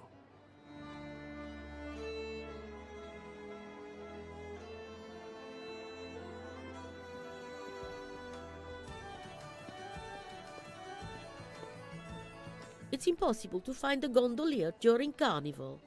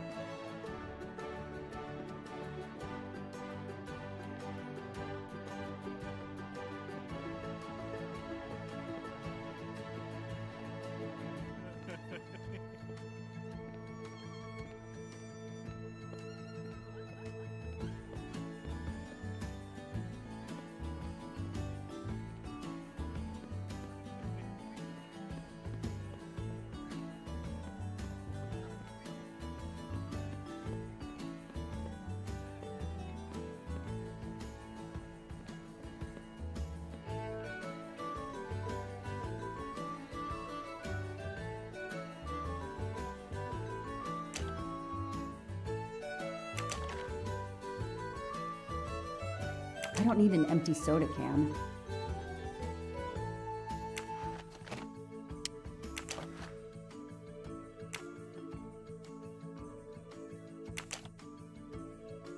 I know someone who'll be happy.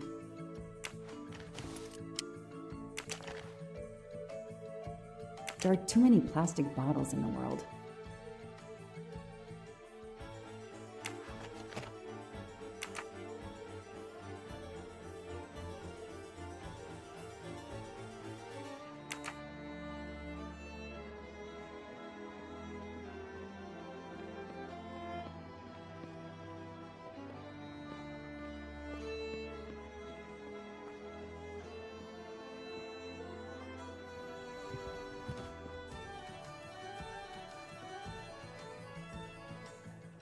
Excuse me.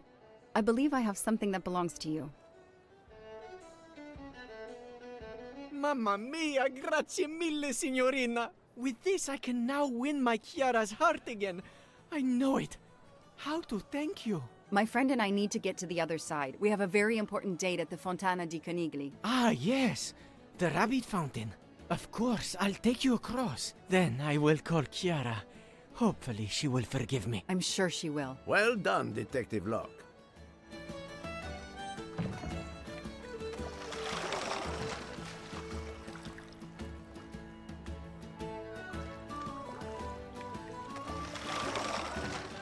This district of Venice is very charming. You will love it.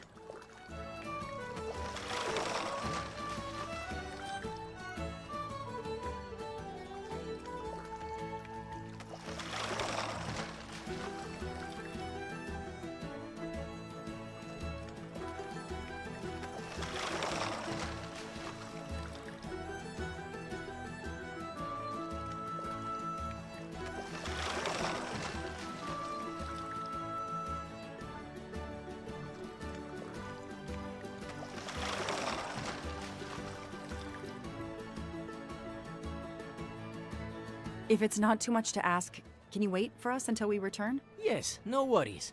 I can call Chiara from here. To find the fountain, walk along the quay on the left, then cross the bridge and you are there. You cannot miss it. Got it. Thank you. Thank you, Signorina. You have made me the happiest gondolier in Venice. I fixed everything.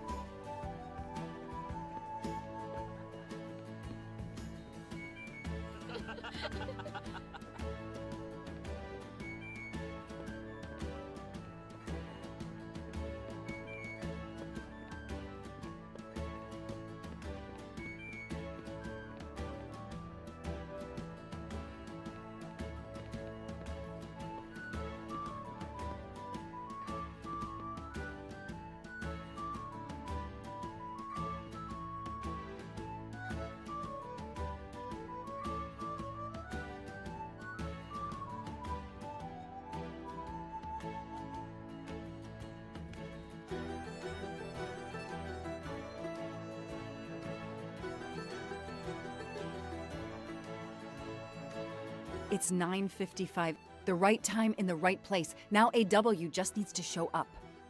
You made me run, Detective Locke. Poirot does not run. I'll wait, sitting down.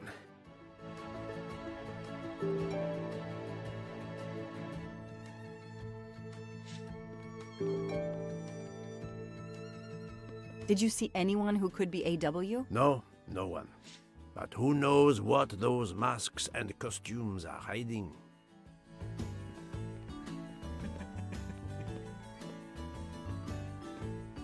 Did you have an appointment here at the fountain? Yes, to party.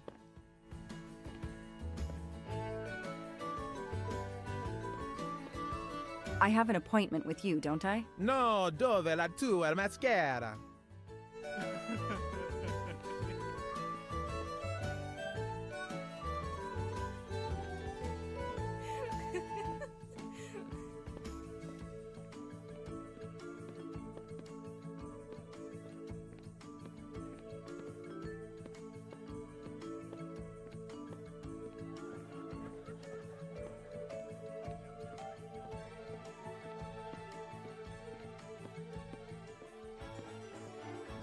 I have an appointment with you, don't I? No, dove la tua maschera?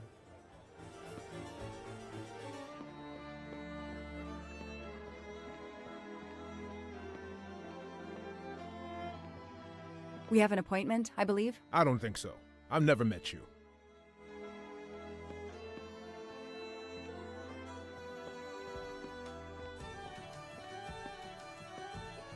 We have an appointment, I believe? I don't think so. I've never met you.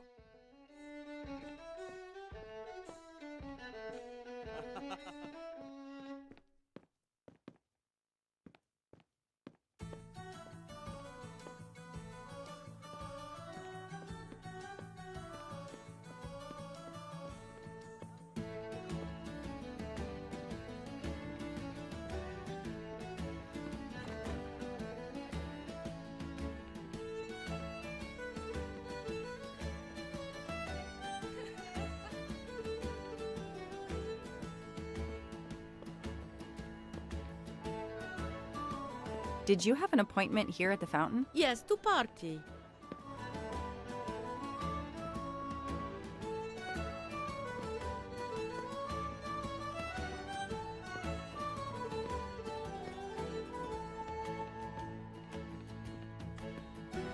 Did you see anyone who could be AW? No, no one. But who knows what those masks and costumes are hiding?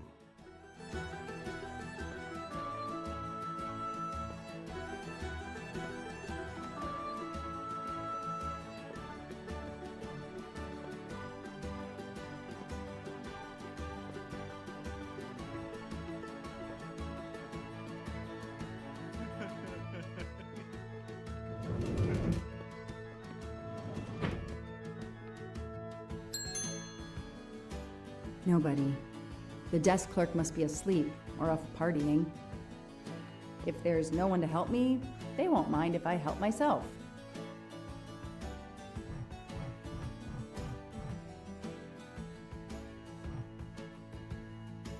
Aziz Wadi. That's the only name that corresponds to the initials AW. Spaziente, non ti ho sentito. Posso aiutarla? I'm sorry, I don't speak Italian. Do you speak English? Of course, signorina. How may I bother you? How? What? Oh, I have an appointment with one of your guests. What is the name? I have an appointment with Mr. Aziz Wadi. Do you know if he's here? Well, unfortunately, he left the hotel this morning. He seemed to be in a hurry, but he left a carta. You are? I'm Mrs. Ratchet. Mr. Wadi asked me to give the message to the signore, but I suppose this is okay.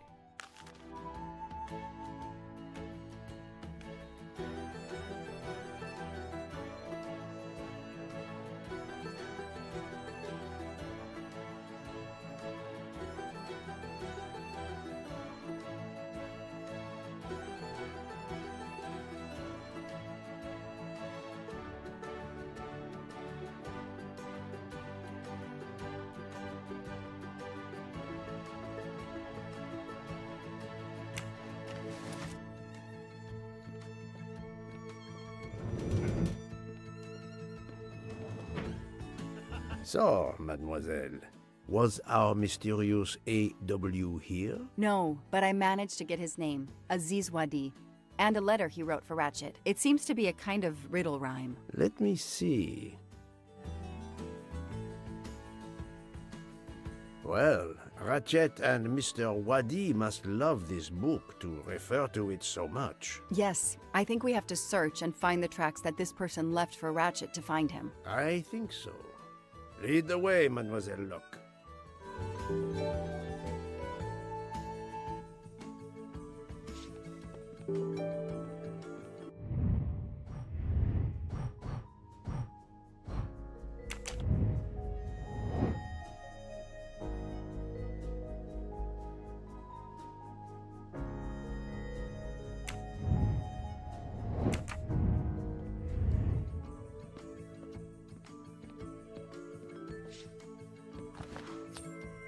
Shiny facial hair. The good news is that it's gold.